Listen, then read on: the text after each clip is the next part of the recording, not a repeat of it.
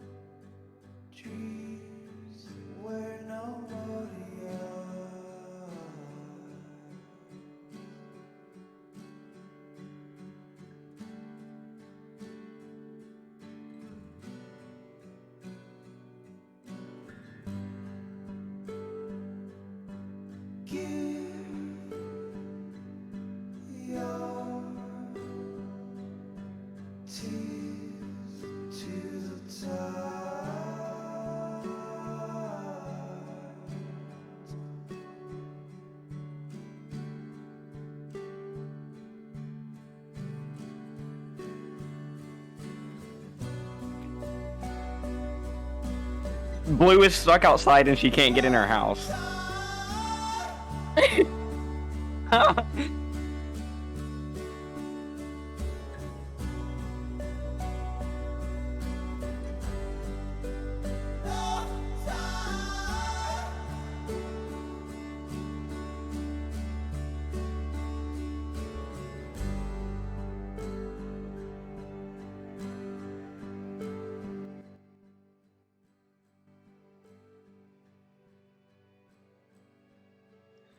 Hey, hey guys, hey fellas, pals, friends, all the gang. So, Blue's, Blue being Blue, is a little stuck.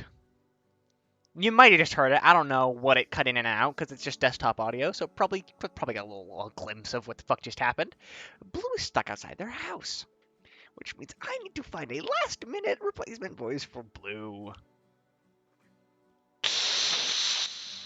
Let's do this! This is the part where I stall for much longer than I'd like to, but it's okay because I don't fucking care. Okay! I need a Blue replacement. Can be a Blue replacement because either I can just read the voices until Blue's available, which I don't want to do, or I can. Oh, Bree's not online. Woo! You know what? Hold on. Wait, I might have a on the spot fix. We're gonna. Give me 1 minute. I'll turn up the music. I will.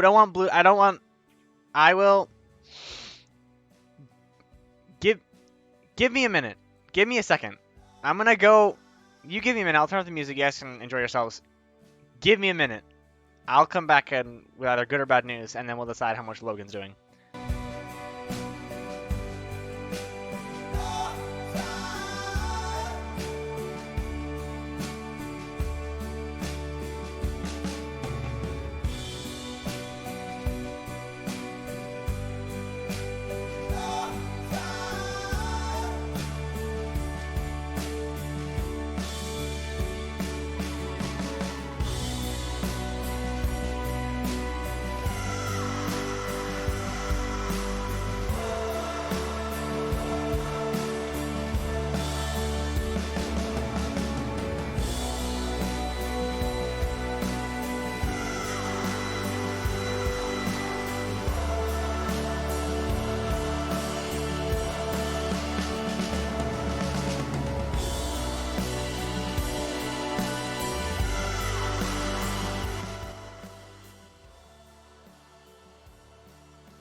Ladies and gentlemen, I have a replacement voice, ladies and gentlemen. I have a replacement voice for the time being until Blue is capable.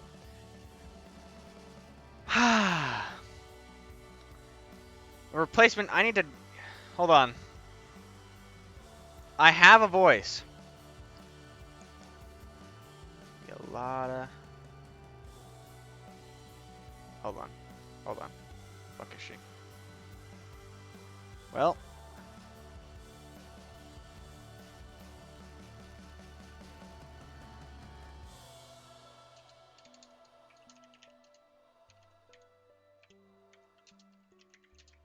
Oh, this is very fun. It's gonna be a long starting soon string, guy. I apologize that I probably won't read for a little while because I need to get shit sorted out because everything always happens right at the start. Okay.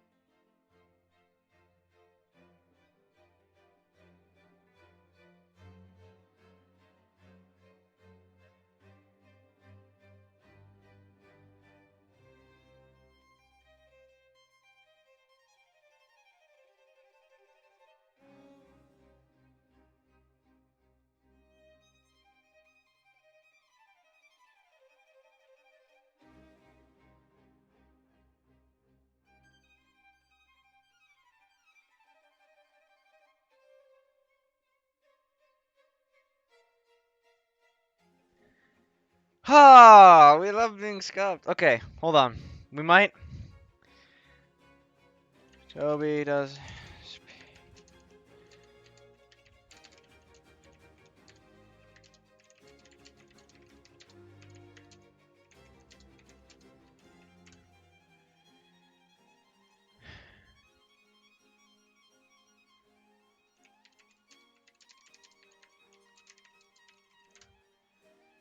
Okay.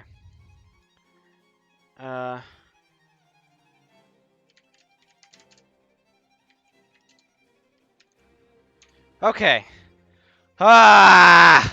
So much! So much. This is fine, guys. This is how every stream goes. I'm used to this by now. I'm not used to this. Okay. Okay. Holy mother. Okay. So, I think we've got stuff sorted out. Fucking hopefully. Okay. So many unreads.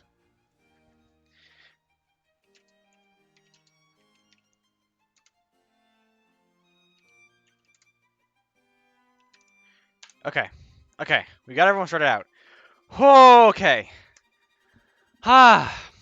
Now, we can undeafen and do the things we need to do. Okay. Let me turn the music down a little bit more. Just a little bit. Okay. Okay. Let's do this. Hi guys. Hello. Hi. Blue says sorry, by the way. It's not Blue's fault. It's okay. It's okay. Okay. How's everyone doing? I'm doing so much. I'm having a great time right now. I'm having so much fun. I bet. Okay. Okay, we got a lot of people for this today. So I'm just gonna go through real fast because. Look at your Okay, good. tissues. Okay. Let's just quickly go through to do the usual. Colby, say hi. Oh wait. Colby, say hi. Hello, my There we- mic is not working. Okay, that's that is that's our Technoblade. Peyton, say hi. Hello. That's Wilbur. Son, say hi. Hello. That's Philza. Logan, say hi. Hello. That is our current temporary fix for Tommy. Sam, say hi. Oh, Sam said she'd be right back. Oh fuck. Okay, never mind. Oh no. We'll skip. Crow, say hi. Hello. That's gonna be our war god, No, aka Sapnap. Pearson did not. Look what she just said in chat. Hello. Sam, that's Sam. Sam is our Niki for today. Wait, no, Sam, you're the captain. Fuck. Captain. Sorry, everyone. Gem is Niki. No. Yeah. And Jem, if you would like to introduce yourself, say hi. Hey. That's our Niki. Okay. Oh, and Odine's not here, but Odin will be voicing Toby. So when they get in here, I'll have them introduce themselves real fast, just so you get the voice in your head. Anyone who's watching. Okay. So much chaos. So fun. Pearson's making fun of me. Pearson's making fun of me in chat. I'm astonished. Okay. Okay. Oh God. Make this so big I cannot see. Throw this up on my second monitor. Okay. Okay. So okay, you've got. Oh fuck. Okay. Ooh, this is gonna be so much fun. You got a lot of reading. Oh, I have so much reading. There's so much reading. Literally Okay. before anyone speaks. I you have like 8 paragraphs. 8. I have 8 paragraphs to read before anyone speaks. 2 pages. Great. It'll be great. This will be fine. Like- I'm not gonna You got stutter even this. once. Not even once. You're once. already Mhm. stuttering though, so I doubt. What are you talking about? Okay. Okay, we got this. You're gonna slay so hard. Okay. Yeah, Pussy so Slajina Bay. Okay. So legit. I can't even like focus on telling you guys what and what not to say because I'm I'm in 20 places right now. Okay. Be quiet, please. What? Quiet on the set. No, sorry. I want to make sure Odin knows to be quiet when they join, so that way if we're like in the middle of reading and they join, I'm like, well, Yeah. how much can we delay? Can we delay like? I've already been live for like. Oh, I don't- oh. Oh, Forgot the devil. perfect. Never mind. Okay, everything's fine. Okay, everyone. Okay, Odin, say hi. Hi. This is Toby. Okay. Well, now that we have everyone here, okay, Can we finally start? we can finally Oh my start. Perfect. Whoa. Let's go to the Brr. new FANFIC Friday scene. After 17 Whoa. minutes. Ah, yes, a good old 20 minutes. 20-minute start. Okay. Mm. I have children everywhere. Okay, I'm everyone's. sure. Love to see it, you know. Oh, It's yeah. amazing. Okay. Ooh, that's pretty. If you guys, and this is up to you guys, but if you guys aren't reading, and want to wait until you start reading, you guys can stay on mute. You don't have to, but if you want to stay on mute Yeah. until your lines, that's totally fine with me. If you don't, just keep quiet, of course. But that's the last thing I'll say before we get started, I think. Okay. Let me get the music just a little bit down so I can focus, because God knows I'm about to stutter my fucking ass off. So, is everyone ready? Yes. Yes. Yes. Okay. Captain. Yes. Fuck, I just opened Minecraft. Shit, I'm so... This is so good. This is going so great. Today we're actually going to be live role playing. Yeah. Um, Yeah. We got the God, lines so on a yeah. separate We're gonna screen. need to wait another 20 minutes. Yeah. Of Holy course. play. Okay. Please. Okay. Streamlabs is working. Everything's working. Discord. Good. Everything. Okay. Make sure music's on loop. Okay. Okay. Passerine Chill. by Thcscus. We're on chapter 4. So let's dive in, fellas. Chapter 4. My birds of a kind. They more and more are looking like centurions. 3 men stood on a balcony where once there were 2. A mortal king, a mortal prince, and the red-eyed teacher. In the gardens below, travelers were gathering, most weary from their journey, from every corner of the vast kingdom. Even now, more were still pouring into the capital city, staring in wide-eyed confusion. A conscription notice tucked in their pockets or crushed between their nervous fingers. All able-bodied citizens of the kingdom are called to the king's castle. The letters all said, carried from bustling towns to quiet villages by messengers on the kingdom's most swift-footed horses and courier birds taking to their familiar wind-carved routes. War is coming, and it is time to defend your motherland. The conscription letter had gone to specify that only those over the age of 18 were to be included in the king's army. Many had chosen to ignore that. Among the horde were trickling slowly into the heart of the kingdom was a brown-haired boy, a year shy of the stipulated age. He kept the hood of his battered cloak up, so no one could see the traces of boyhood still etched into the skin like a brand. Hold on, I'm gonna quickly turn on Do Not Disturb so I don't get fucking buzzed every second. Someone noticed it was a girl with pink hair with hair as pink as hibiscus she grew in her garden.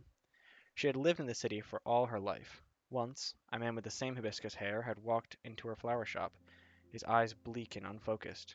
He'd asked her if she had any yellow roses for sale, and had bought it all. It was only later that she had realized who the man was. but by then he'd already left, heading towards the wood that bordered the city. Now, she marched along the city streets that had become unfamiliar over the course of a week.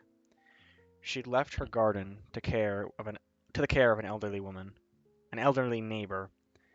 A sign was left on her flower shop door, telling hopeful customers that it was closed indefinitely. There was nothing else to do now but follow the course of the crowd, keeping an eye on the stranger that was definitely much younger than her, wondering whether or not he'd outlive her. They passed underneath the castle gates, where a woman called the captain kept a watchful eye. She was under orders to turn away anyone too young, too sick, too old, but every time she looked into their eyes, she only saw herself. She clawed her way to her position, made sure to earn her reputation, and had stood guard over the royal family for over a decade. It was her stubbornness that got her to where she was, adorned with medallions from the king, both old and new. It was stubbornness that she saw in these people now.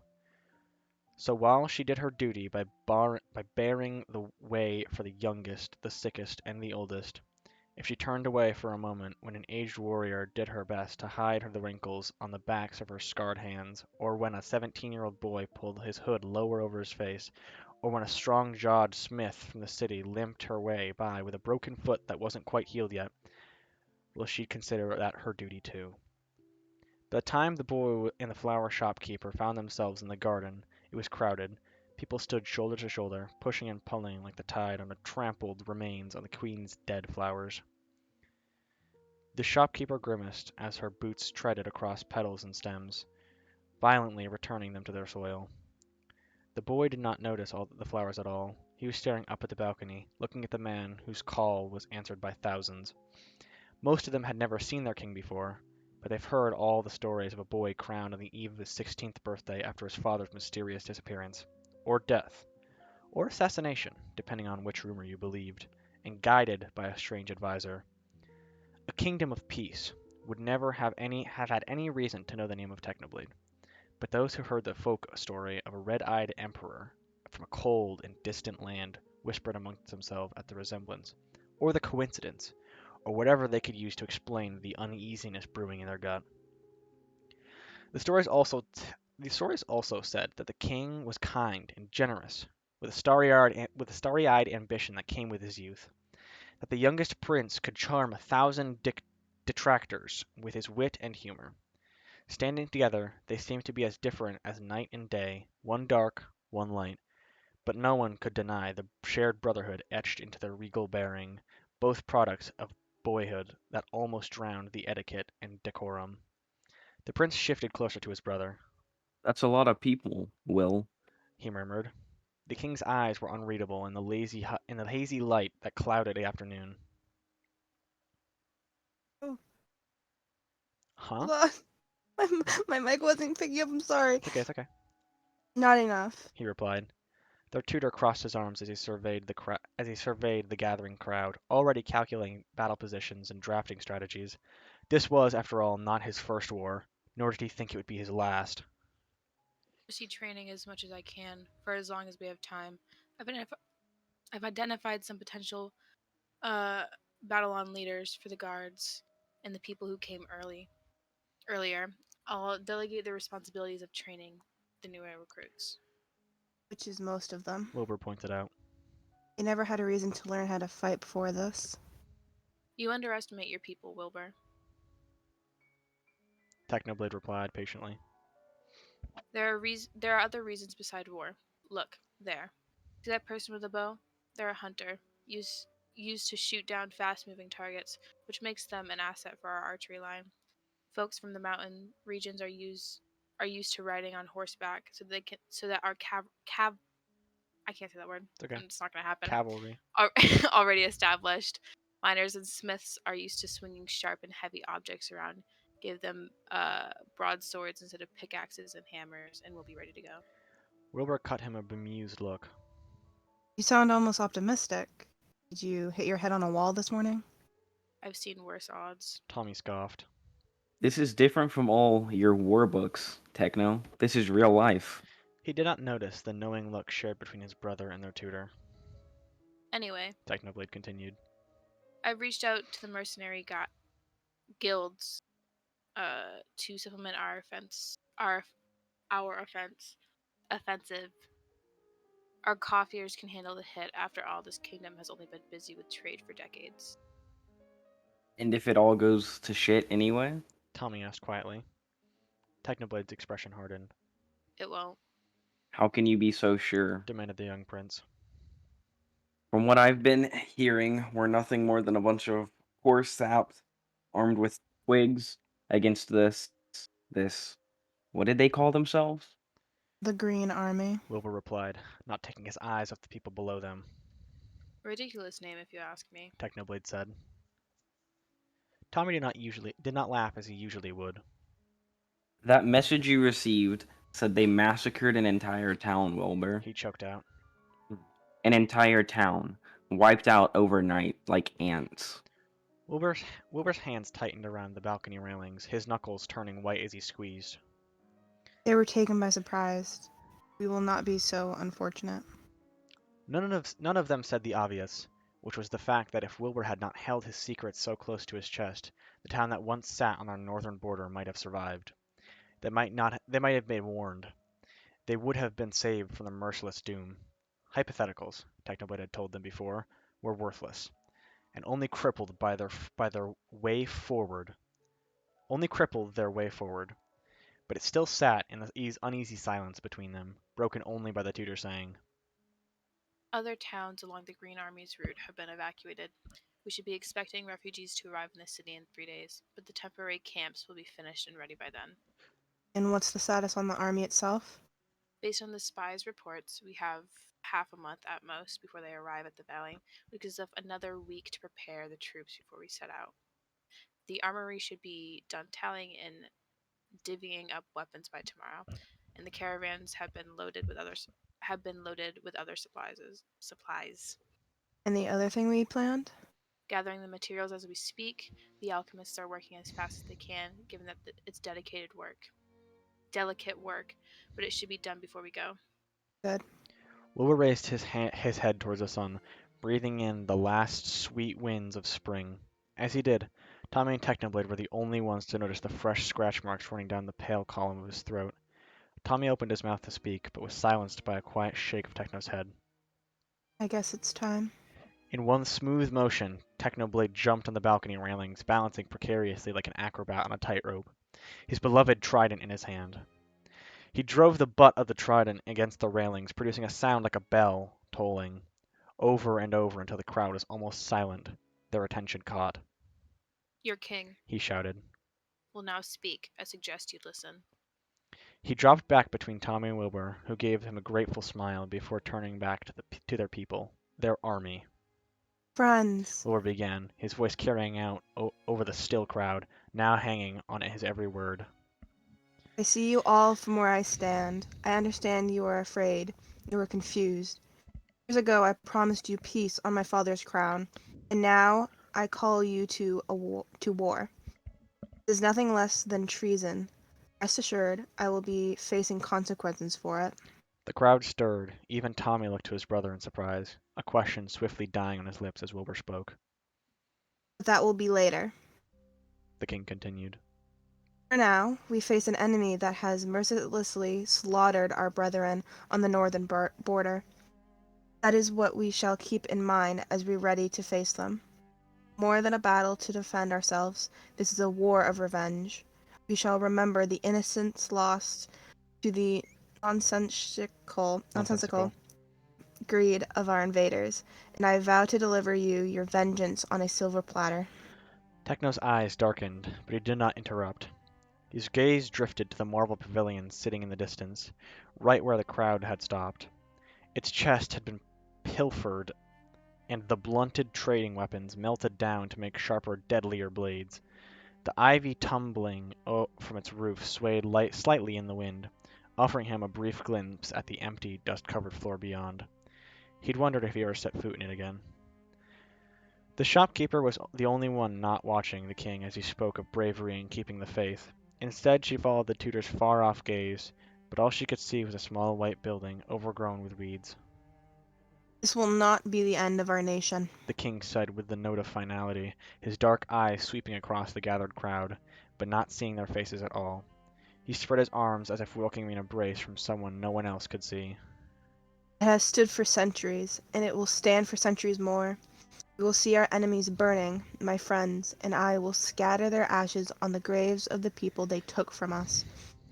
And anyone who survives the fire will wish they had perished in the flames, and not by my hands. My only hope is that you might feel the same, and trust that you are in the most capable hands I could find. He turned to the tutor. You are in the safe keeping and guidance of General Technoblade. Together we will defend this kingdom, or die trying.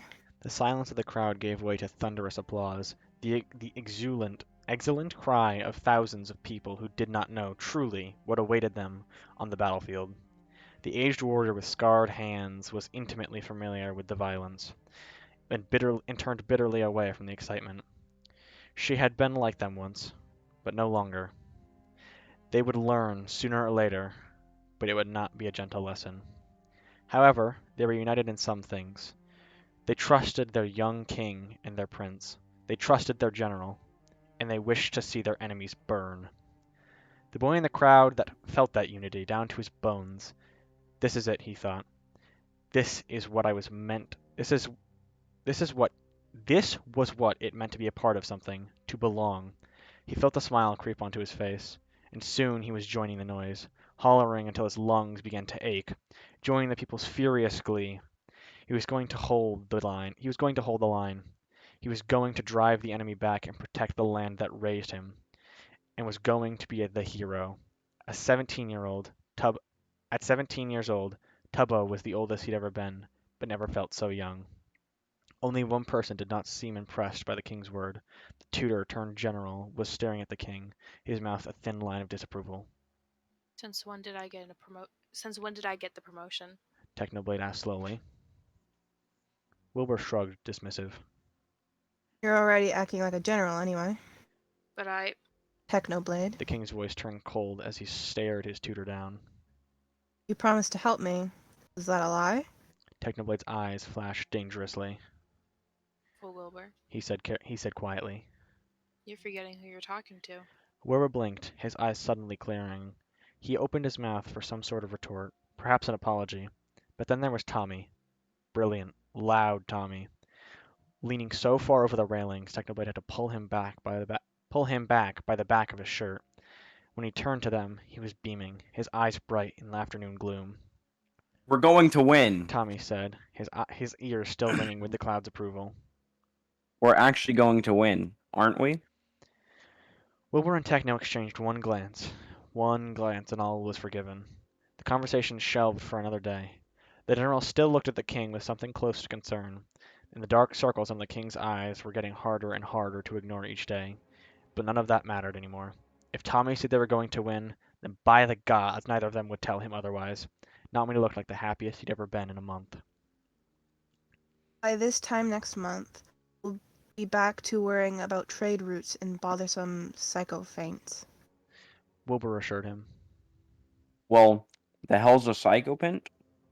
Gods. The king gave his brother a look that was equal parts annoyed and adoring.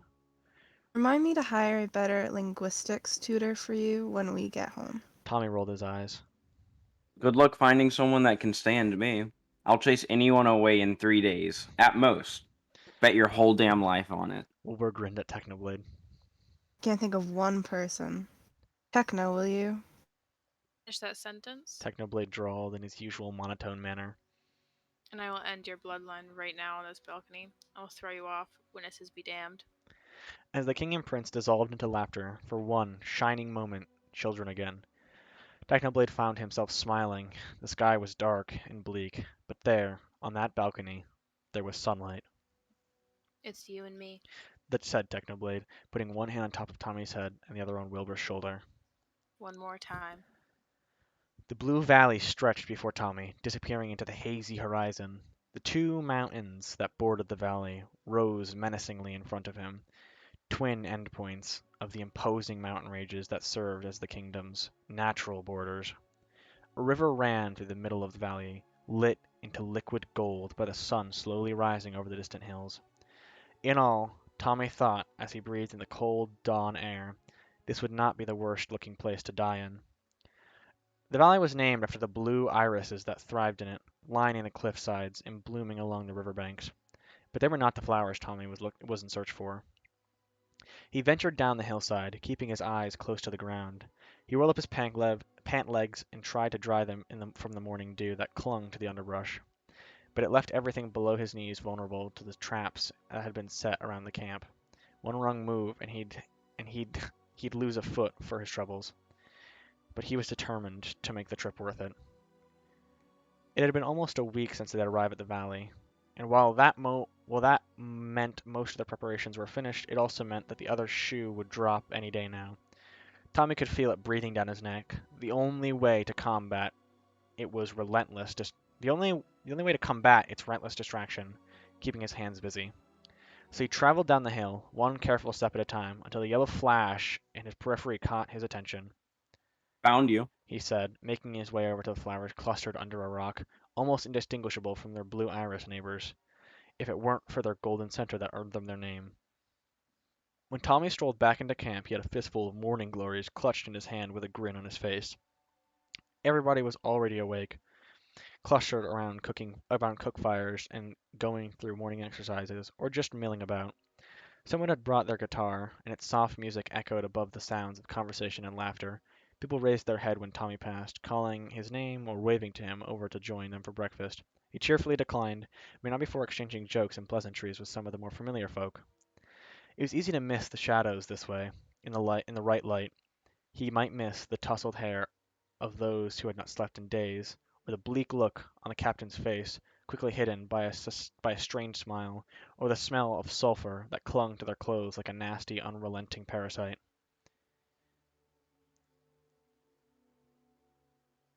It's pretty tragic, isn't it? The question stopped Tommy dead. Oh God! The question stopped Tommy dead in his tracks. He turned towards the person who had asked, and found himself in front of a girl seated by a grindstone, slowly sharpening a small blade.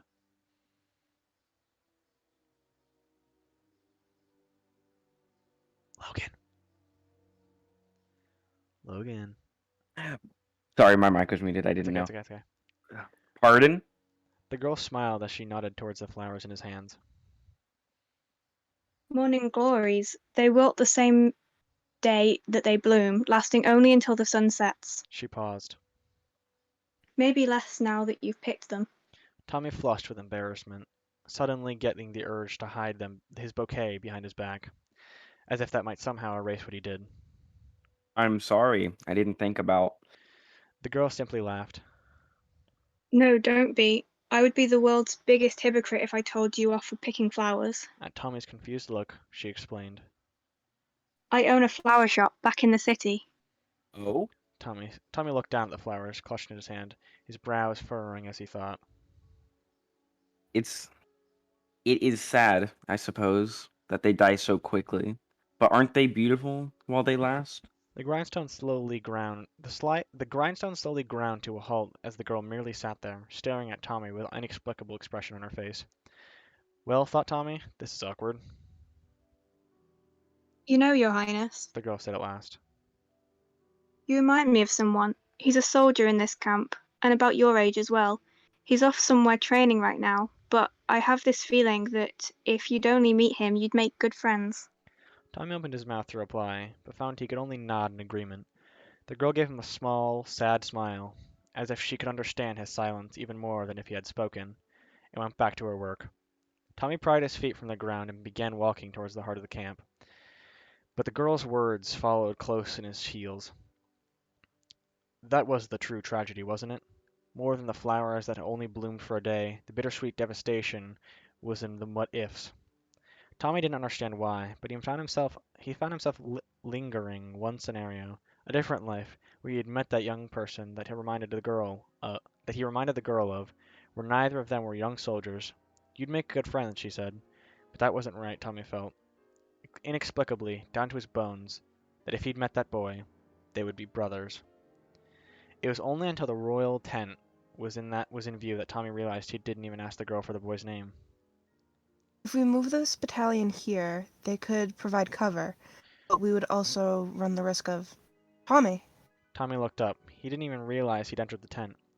He found Wilbur standing at the large desk that took up most of the room, leaning over the map littered with small carved pieces that represented various troop positions.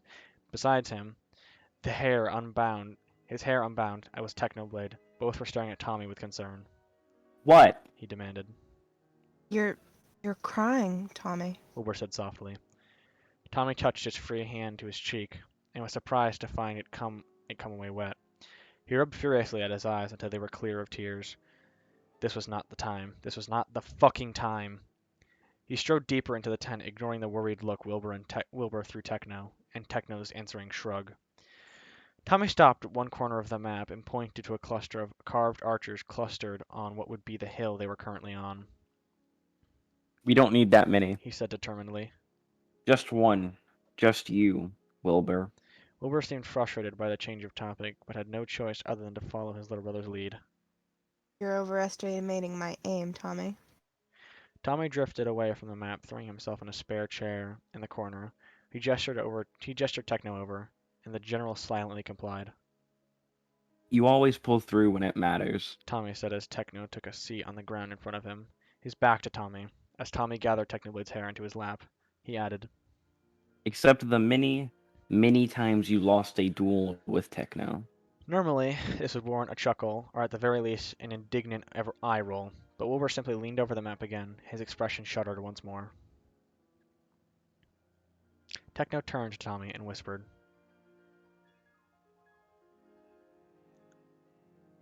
I'm assuming you're not cutting in, but Colby. We must not break his intense, beast-like focus. Tommy snorted. The only beast-like thing about him is that tangled lion's mane he calls hair. Wilbur's head snapped up to glare at them both. I heard that. Of course you did. Techno said, turning back away. Lions have an unparalleled sense of hearing. Tommy laughed quietly to himself as he began braiding Technoblade's hair, his fingers making knots with ease that came with years of practice. And this had been their routine for the past week. Wilbur would pore over the battle plans with wide-eyed obsessions that got more and more frenzied by the day. Techno would call on every flaw in Wilbur's proposed changes until they encountered one that seemed to be actually useful. And Tommy would braid. It kept his hands busy. If it weren't for the distraction of Techno's hair between his fingers, Tommy would most likely join the flower shop girl over at the grindstone, mindlessly polishing his spear until doomsday. Sometimes Tommy would wake up in the middle of the night and find his brother still awake, renewing their plans and muttering to himself. Or, not to himself. The voices. Mysterious, omniscient voices. Creepy as hell, voices that had plagued his brother for years. Tommy began to weave the morning glories he'd found into Techno's hair, to hide the fact that his hands had started shaking. 2 nights before had been the worst of it. Tommy had been awoken by the noise of glass shattering. Opening his eyes, he found Wilbur standing over his cot, a shard of broken glass clutched in his hand and raised over his head, ready to strike into Tommy's chest. Tommy had stopped breathing completely. Will? He'd said, his voice coming out meek and trembling. We're meant to kill you. Wilbur had croaked, blood dripping down his arm from how tightly he was holding the broken glass. We're going to kill you, Tommy. It's fate. It's meant to be. Wilbur? Don't hurt. Tommy had reached out to clutch at his brother's shirt. Wilby, please don't hurt me. Wilbur had blinked rapidly, his eyelashes glistening with unshed tears. You haven't called me that in such a long time. And the glass shard had dropped, but not to Tommy's flesh, into the ground beside his cot, driven into the soft dirt. Wilbur had kneeled beside him for the rest of the night, whispering apologies that chased Tommy into his uneasy sleep. By the morning, Wilbur seemed to have completely forgotten the incident, or chosen to ignore it completely, and Tommy was already plucking flowers off the hillside with shaky fingers. Tommy looked up now to find a white cloth tied around Wilbur's left hand, where the glass had cut into his skin, the only evidence that that night had not been a dream, and that Wilbur's voices were slowly taking over. It must be the stress, Tommy thought as he braided the last of the morning glories into Techno's hair. When the war was over, Wilbur would be back to his normal self again, and Tommy could go back to not being absolutely terrified of his older brother. Done. Tommy said at last, flicking Techno's finished braid over Techno's shoulder.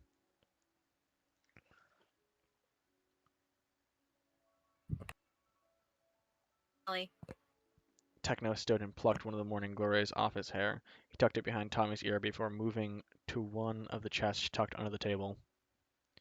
Consider this a sign of my gratitude. He opened the chest and pulled out something dark and folded. When he unfurled it, Tommy shot to his feet, his eyes going wide at the blue and red coat Techno held up. Its golden buttons gleaming, the royal coat of arms stitched over where Tommy's heart would be. They finished it. Tommy couldn't help but laugh. The laugh that bubbled out of him. They actually finished it. Tommy. Techno said with a small smile. Just a uniform. But it wasn't just that, and Techno knew it. He and Wilbur had received their own uniforms weeks before, the General and King in their bold colors. In the chaos of preparation, no one had noticed the prince following in their wake and a simple white tunic until the very last minute, and now the tailors had done it. They'd actually finished it. Tommy bounded up to Techno, grinning so hard he thought his cheeks might split from pure glee. Techno rolled his eyes, but held out the coat for Tommy to slip into it. It fit. Perfectly. Tommy spun in a small circle before giving Techno a mocking bow. Sir General? Techno returned the gesture. Your Highness. You two Wilbur said, and Tommy could hear the smile in his voice, however faint. are so stupid. Tommy waltzed over to his brother, knocking the carved piece that Wilbur was about to put down on the map. Over the sounds of Wilbur's protests, Tommy grabbed his hand and pulled him along, humming a vaguely familiar tune, spinning him in slow circles that could be called a dance under the loosest of definitions. Wilbur went slack as Tommy continued to hum the song, allowing Tommy to spin him more and more. I can't believe you still remember that. Wilbur said softly, his expression unfathomable. Remember what? That song. And then they heard it, the sound that turned Tommy's blood cold, the sound that made Tommy and Wilbur freeze in their tracks, the sound that made Techno reach instinctively towards both of them. The drums of war, echoing over the camp, eclipsing the music of a guitar, the conversations of friends, the screeching of a blade against a grindstone, the thud, thud, thud of a 17-year-old soldier practicing his archery against a dark oak tree, the thud, thud, thud of the army's collective heartbeat, the thud, thud, thud of 1,000 feet marching closer and closer. The enemy had arrived at the Blue Valley. Oh, this will be fun. Hold on. I'm going to turn Logan down real fast because Logan's a little bit loud, but other than that, turn Logan down just a wee bit. But wherever I see that, okay. Where am I? I cannot believe I just opened another game. We have a small intermission reel now because I apparently just decided I need to open a game. Everyone get a minute to collect themselves because shit's about to fucking hit the fan. No. So good. Oh my gosh. Oh, it's very good. I'm not prepared. I've been I am crying not already, Noah. either. Listen, I But the thing- started I- something. I've never read this, so I'm not prepared. I'm I've never so read scared. this either. I'm I know what's gonna happen, I've read but I this don't. like I don't. twice now, and I'm still not prepared. This was I don't know what's gonna happen. I feel like Okay, I'm also everyone- calm everyone- center. Your Okay. heart's gonna break. I'm That's so what's gonna I'm happen. so Your heart's excited. gonna fucking I'm so break. excited to read it. Like, Like, Okay, I don't okay. think it really matters You if you read prick. like the chapters before. Yeah. Like this chapter in itself could make you cry. I'm so No! scared. Be ready for me crying, like pictures. Yeah, of me. trust me. Hey, This it'll is make it. a Hey, fucking it'll cry make it. Hey, chapter. hey, hey, it'll fit the scene. Okay, fit the scene. Yeah. Okay, okay, Wait, Yeah. okay. what? No Okay. spoilers. Okay. Okay. Is everyone ready? Is everyone ready? No. Yes. No, but I don't. Okay. Yes. I'm That- as ready that's- as one can be in that's this a yes. situation. That's a yes to me. Okay, everyone who wants to mute, go ahead and mute up. I just want to make sure it's all up to date on the stream because it shows a little bit. Okay. They emerged from the mist like specters, the hazy sunlight glinting off their polished blades. Up on the hill, Techno could see them moving through the valley in a steady stream. The soldiers, indistinguishable in their tight formation at the front, someone bore their flag. 2 swords crossed on a simple green background. The sight of it made Techno ball up his fist with a sudden, unidentifiable anger. This was it. It seemed like the entirety of the Green Army was here, as expected. While the valley would serve as a choke point in the Royal Army's favor, it was also the only direct path towards the heart of the kingdom. So now, Both sides were going to throw all their pieces on the board. One decisive battle, a quick end. Only one army could emerge from this valley intact, and Techno would be damned if it wasn't Wilbur's. Techno turned to the king standing beside him. Are you ready? Wilbur's eyes were locked on the mountains. Ready as I'll ever be. The camp behind them was empty. Everyone was in position, moving like clockwork under orders that they'd been practicing for days. The only ones left were on the hill were Wilbur, Techno, and Tommy. The archers. Tommy bound up to them at last, his chest heaving with effort. Logan, They sent up the flare. he announced breathlessly. It's go time. Wilbur turned towards the group of archers behind him. Between them was a raging campfire, sending flickering shadows over Wilbur's face. Over Wilbur's face as he took one arrow from his quiver and dipped its cloth-covered point into the flames. The dozen archers, the best of the best, hand-picked by Wilbur himself, copied him wordlessly. The cloth smothered in a special incendiary fuel would burn faithfully until it reached its mark. Wilbur turned towards the valley, knocking the arrow into his bow. With a deep breath, he pulled the arrow back and aimed towards the sky. Behind him, the archers did the same. Hold. He ordered. The Green Army marched closer. Hold! Techno felt a hand close around his nails, digging into his palm, and looked down to find Tommy staring intently at the encroaching forces, his eyes unblinking. They were close enough now that Techno could see the glare of the dawning sun bouncing off their breastplates. Wordlessly, Techno squeezed Tommy's hand. Now, Techno thought. It had to be now. At the same time, Wilbur called out. Fire! A dozen in one burning arrows arched over the valley, like comets of red and gold. The Green Army paused, perhaps in confusion at the pathetic display of force. Just 13 arrows soaring across the air. It would not even hit their front lines. But that didn't matter. They were not the intended target. Once upon a time, Wilbur's aim had been so poor, it would have taken nothing short of divine intervention to correct it. So Techno corrected it. Now Wilbur shot true. His arrow landed amongst the weeds, and then there was fire. It felt like the whole valley was set ablaze, the heat searing Techno's skin even from where he stood. The burning arrows had ignited a line of fire that ran horizontally through the valley, cutting the Green Army off completely. Soldiers from the Royal Army had doused that area in ever-burning fuel the moment they saw the enemy coming, and then promptly fell back into the mountains, taking shelter for the next phase. The fire would not hold them off forever. Wilbur gave a signal, and the archers scattered to their positions, leaving the three of them truly alone, watching the wall of fire for the first signs of life. It came in the form of a man in a white cloak, stepping through the flames, like it was merely an inconvenience. He shrugged off the heat, flicking an ember off his shoulder before his eyes found them on the hill. He pointed his sword straight at Wilbur. That isn't a white flag of surrender, Techno. Wilbur had said quietly. No, it's not. Techno replied, finally letting go of Tommy's hand and reaching for his trident. It was a long shot anyway. A little heat is nothing to mass murderers. You should know, his voice is purred. This is not the time for your sass, Techno thought back, as if it might stop the age-old melody that was starting to play in his head. The rest of the army followed after the white man, less gracefully, but stubbornly, like goddamned cockroaches crawling over the valley.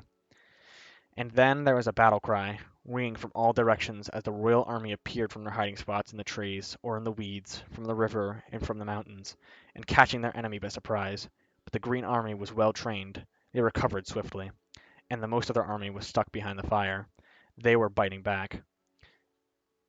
It wasn't long until bodies were dropping, and not just the enemies.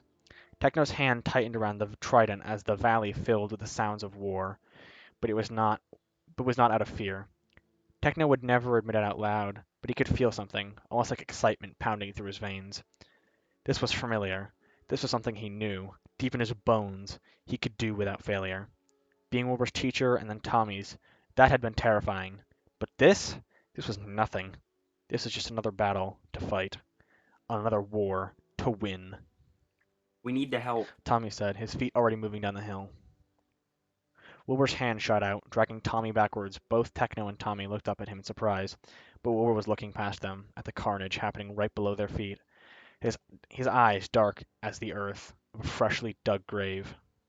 Wilbur? Tommy asked in astonishment. Wilbur blinked rapidly like he was coming out of a dream.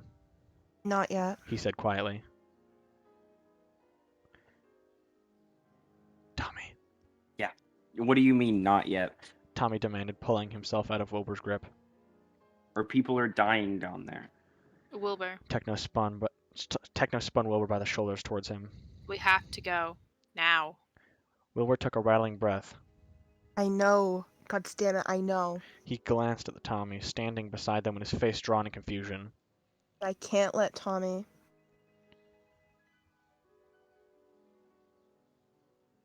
Logan. Yeah, sorry. It's okay. Don't talk about me like that. Fuck. Don't talk about me like that. I'm not fucking here. Tommy spat angrily. Wilbur, this is neither the time nor the place to underestimate me. We need to fucking go. Tommy, Wilbur said, staring at Tommy's in shock.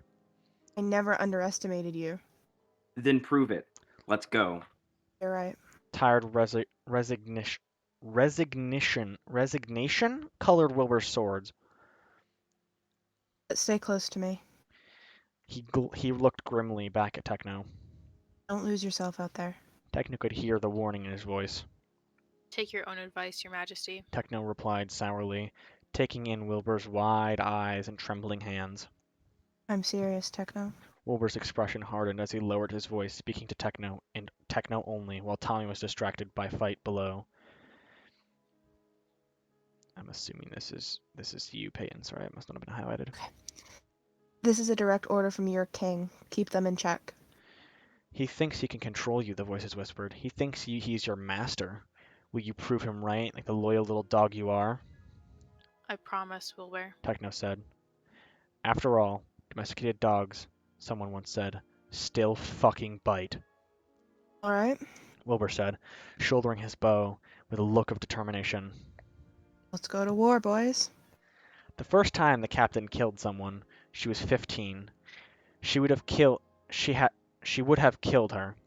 She had seen it in her eyes, lost to a drunken frenzy in a small, lonely tavern far from here. He'd come at her with his heavy hands, and so she'd taken a bottle from one of the tables and broke it against the side of his head.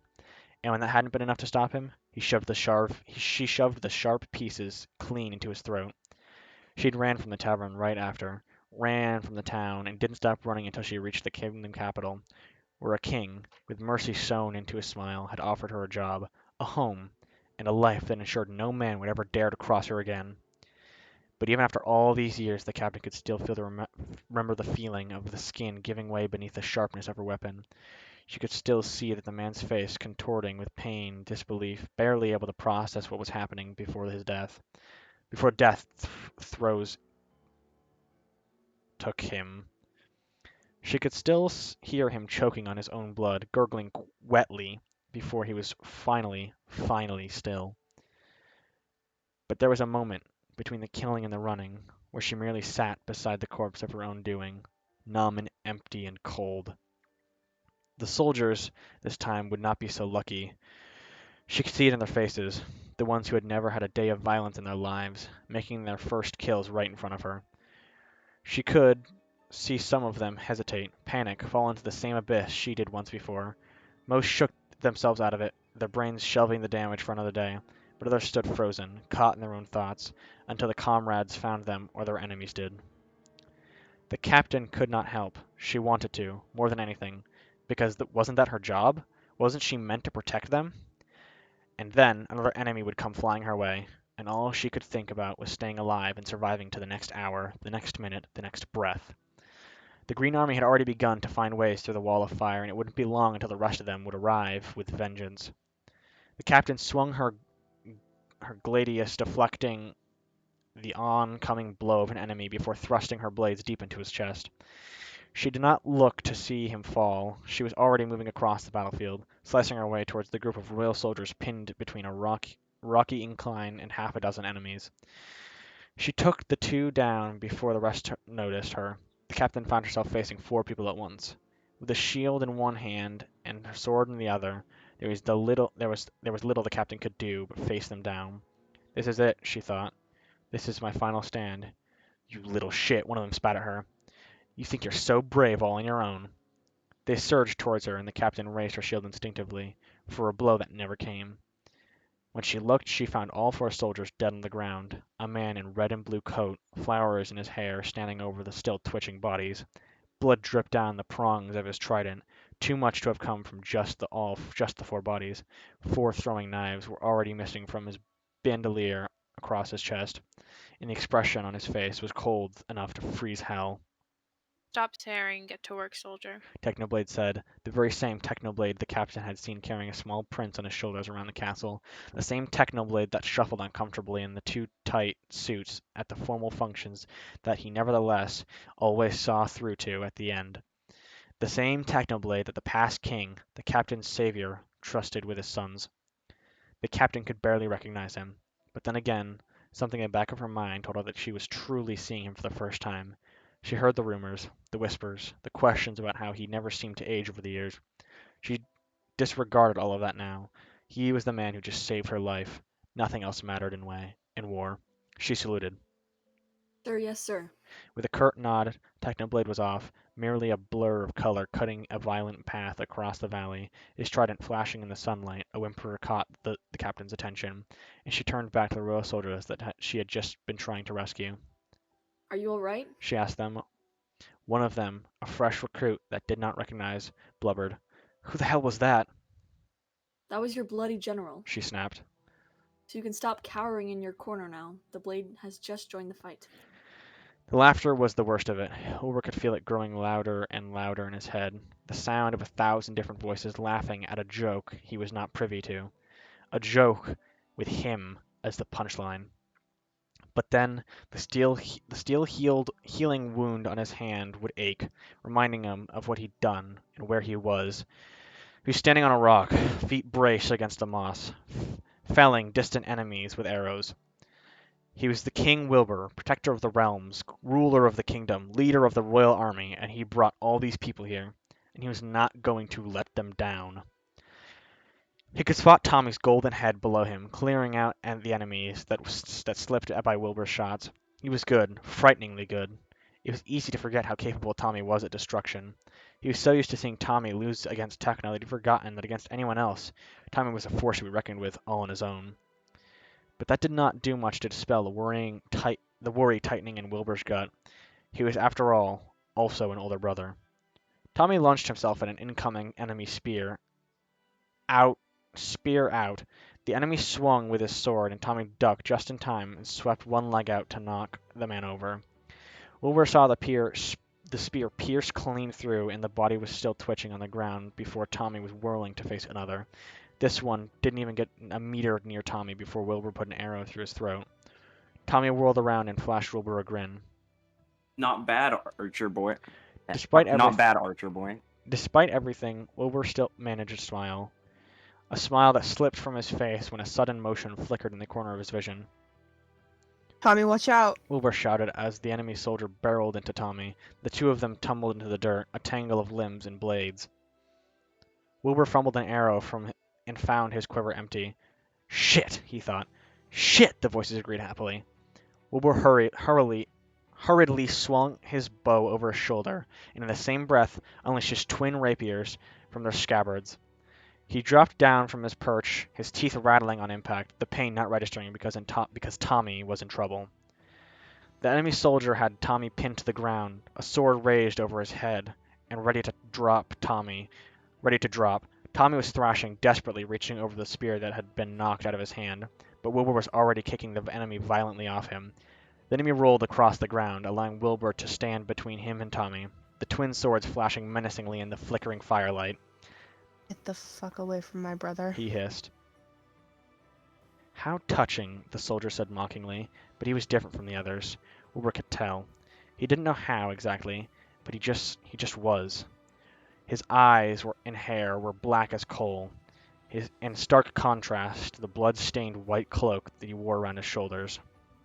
You. Wilbur said, brows furrowing.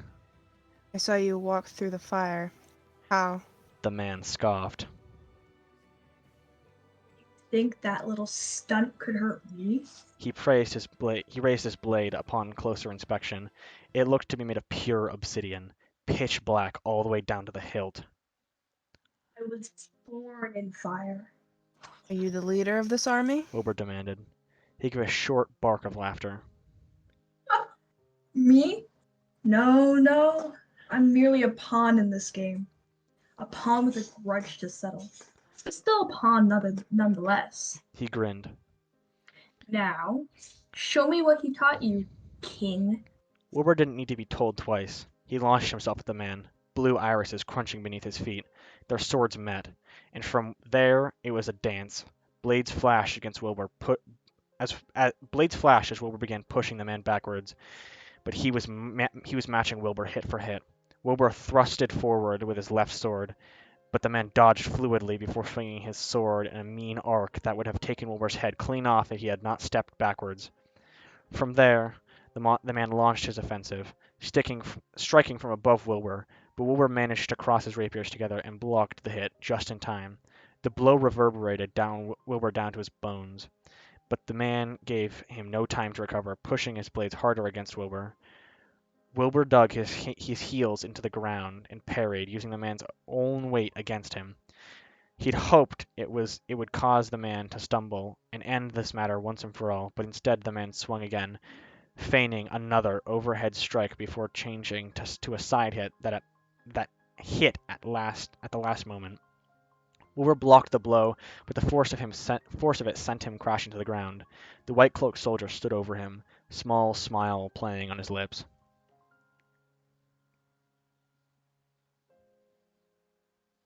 Crow. I said it will muted. Okay. That was disappointing. He said, spinning his sword lazily between his fingers as if he'd had all the time in the world.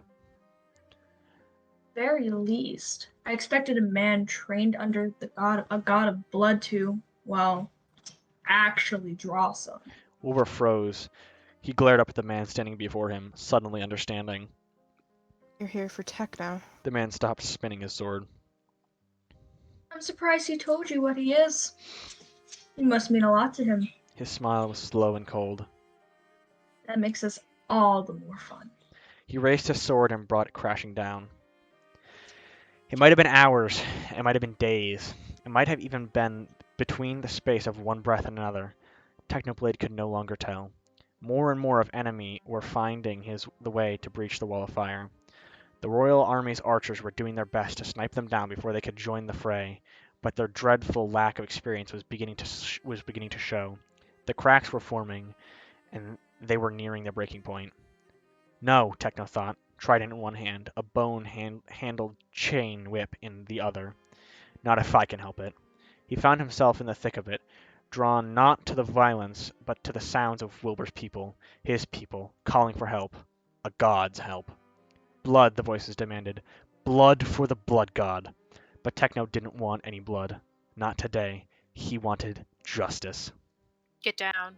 He told the Royal Army soldiers that gathered around him. Techno realized with a jolt that they had not come to ask him for protection, but to give him theirs, as if their fragile mortal bodies might make a difference when it came to him. Fools, he wanted to say. All that came out was, On the ground, all of you, now. They were quick to comply. They drove into the weeds as Techno lashed out with his whip, a heavy chain carved in an arc through the air before finding its mark, wrapping around the neck of an enemy soldier. Techno pulled sharply, knocking the shoulder down. He shook the whip free and spun it around to hit another incoming enemy straight in the head. There was a sickening crunch as the force of the whip crushed bone. Before the body hit the ground, Techno spun the whip towards other targets, aiming for throats, temples, ankles, anything to pull or crush.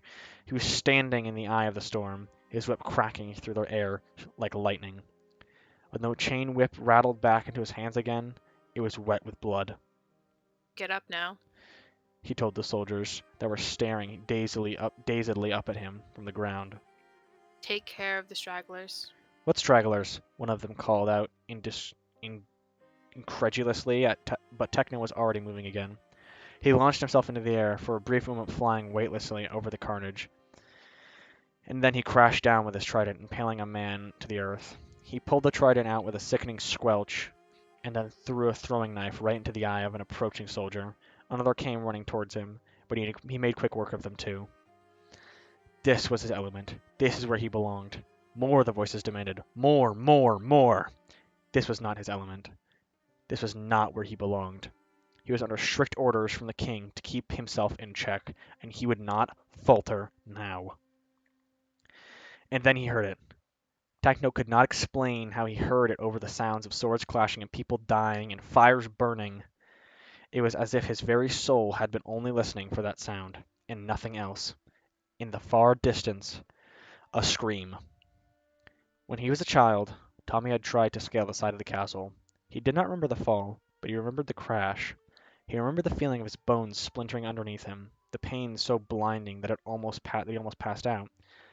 He didn't know who eventually found him, but he eventually woke up in his bedroom, his left arm in a sling, and Wilbur asleep by his bedside. Techno had been leaning against the far wall, glaring at him. Been here for days. Techno had said. You really scared the shit out of him, Tommy. It was the angriest Techno had ever been at him, and that was the moment Tommy understood that what he really meant was that Tommy scared the shit out of both of them. As the white-cloaked man's sword broke through the shaft of Tommy's spear and into Tommy's shoulder, he remembered that pain, and felt it 1,000-fold. He felt the blade break through Tommy's skin and embed itself in his collarbone, and there was only fire in his veins. Tommy! He felt Wilbur's hand pulling him back, and they both stumbled backwards. Tommy still clutching the end of his broken spear he tried to shield Wilbur with. Tommy fell to his knees, the pain making everything go white. I'm going to pass out, he thought. I'm going to die. Little hero. The man grumbled as he approached them once again, the edge of the sword dripping with Tommy's blood. You're only delaying the inevitable. Now sit still as we put you down. Tommy? Wilbur's hands were on him, pressing against the wound. Tommy, come here. I'll fix you. I'll fix you. Logan. Wilbur. Tommy croaked as the white-cloaked man advanced. Wait, 1 second. You good? Fuck, the door closed. It's alright. Momentary intermission. Momentary intermission. Sorry. It's fine. You're good. What page are we on? We are on page 104. Yeah, I accidentally. Okay. Oh, yeah. Wilbur, the enemy. Say your goodbyes, Princeling. The man cackled, raising his sword one final time. Tommy grabbed Wilbur, even as his entire body trembled with the movement, covering his older brother's body with his own. He shut his eyes, waiting for the coup de grace. The coup de grace? I don't know. It never came. Ross. De grace? Thank you. Thank you. Yep. Partly French speaker. It never came. When Tommy looked back again, he found Technoblade standing over them, blocking the man's sword with his trident. Finally. The man growled, pushing against the shaft of Techno's trident. I've been waiting for you, you bloody bastard. Techno cocked his head to one side, considering the man at length.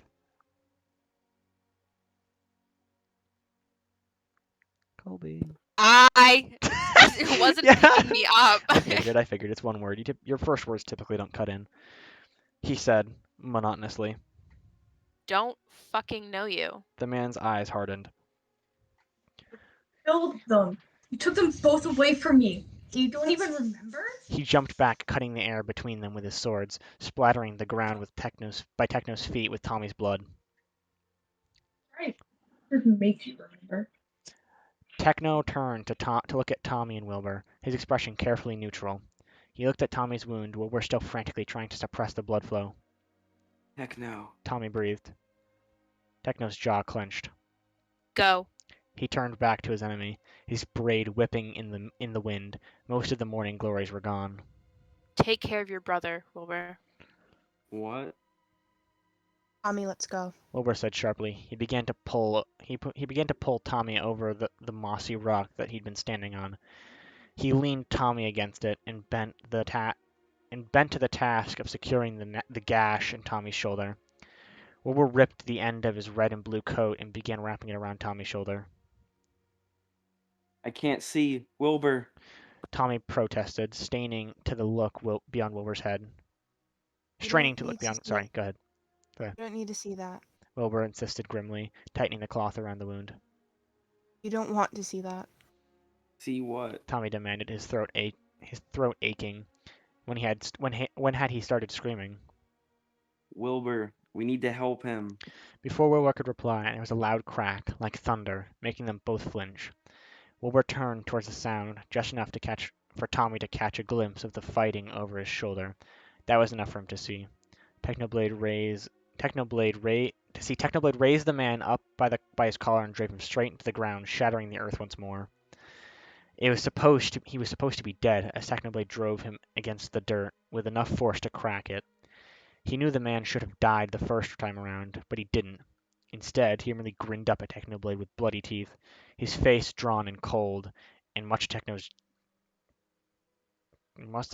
Techno's surprise, completely earned arrogance.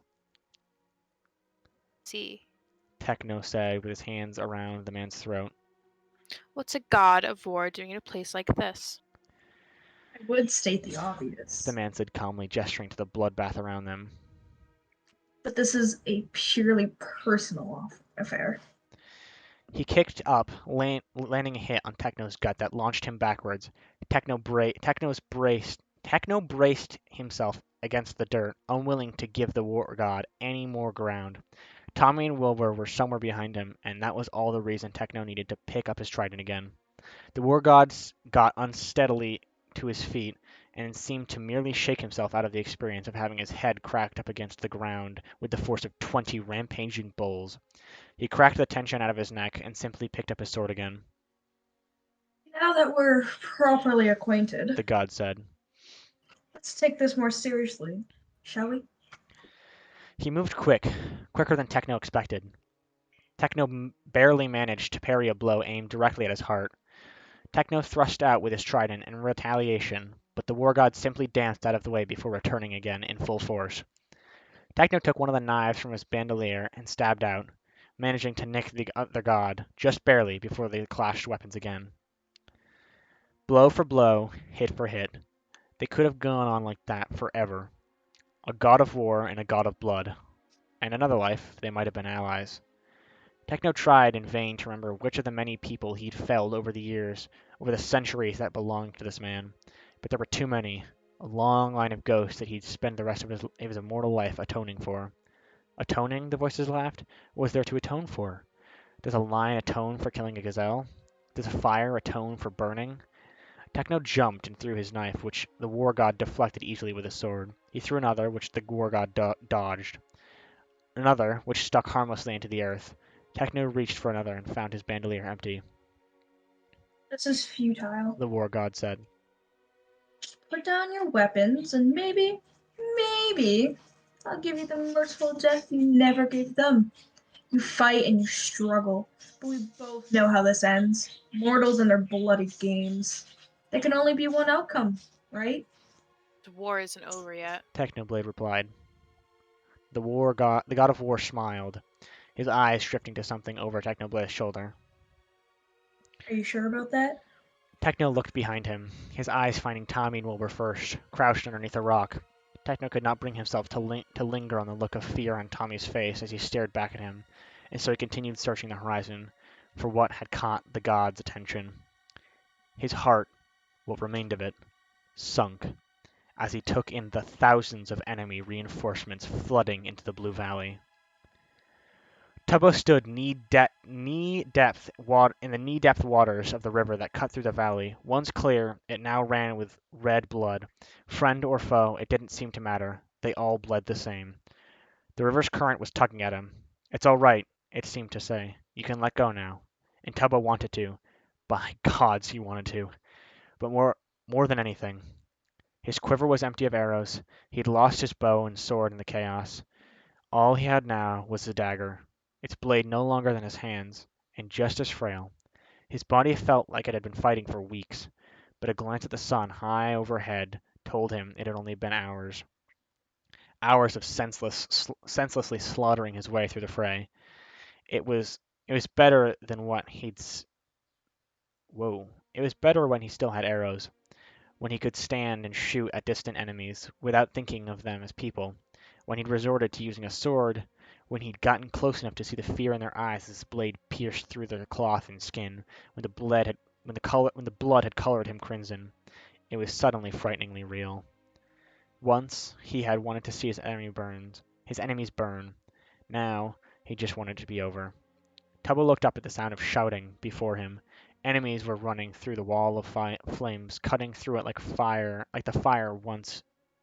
Whoa! Cutting through the fire like one after the other in an unending tide. The words reinforcements and too many and retreat echoed in Tubbo's ears as the breath was knocked out of him. He tightened his grip on his dagger as the enemy reinforcements advanced, cutting down people who were too weak, too inexperienced, too tired to fight. People like Tubbo. They drew closer, an infinite army. Tubbo felt bile rise in his throat. Too many, too many, too many. He felt hot tears slipping down his cheeks. Too many, too many. He felt his fear and dread like physical weight almost driving him to his knees. Too many. In the end, Tubbo was not a hero, but he raised his dagger anyways. It's over. Tommy whispered. He leaned against his brother as they both looked over the valley, at the enemies descending upon their army like a swarm of hawks. The pain in his shoulder was now a distant worry. It wouldn't kill him, but he knew death was coming for him regardless. We're fucked. Wilbur was very still. Wilbur, Tommy turned to his brother. you know I love you, right? The king gave him a sharp look. What the hell are you talking about? Tommy swallowed thickly, trying and failing to keep the tears in. I love you, and I don't think I ever said it, but it's true. I figured if it's my last chance. This is not your last chance. Wilbur snapped, his eyes darkening. He rolled around facing Technoblade, who still stood between them and the mysterious soldier. Techno! Techno glanced back at Wilbur, his expression shuddered. He did not look at Tommy. It's time. Wilbur called out. For a moment, Techno only stared, and then, slowly, deliberately, he nodded. I'm sorry, Wilbur. What? Tommy demanded. What are you two talking about? Wilbur did not reply. He wasn't even listening. Tommy could only watch as Wilbur unhooked a blowing horn from his side. He put it up to his lips, mechanically, his eyes blank and staring at nothing at all. Wilbur? Tommy begged. Wilbur, what's going? Wilbur blew the horn. She heard it. They all did. Heads snapped up at the sound of a war horn echoing through the valley, a low, sad sound like the beginnings of a funeral dirge, or the cry of a lone bird separated from its flock. The flower shopkeeper met the eyes of a woman across the field, a stranger, but only familiar from brief, inconsequential meetings at the camp. But in that moment, they were kindred spirits, united in their determination. The shopkeeper nodded. The woman gave her a solemn salute. It was now or never. The shopkeeper glanced at the oncoming horde of enemies, butchering all that stood in their way. But the royal army was not fighting anymore. No, they were running. They threw down their weapons and ran back in the direction of the hill, stumbling over weeds and irises and vines and mooring glories. The Green Army, outnumbering them 10 to 1, gave chase, unaware of what was coming. The shopkeeper took off, the rock in her pocket seeming to grow heavier and heavier with each step. But unlike the others, she would head up north, up one of the craggy mountains that bordered the valley.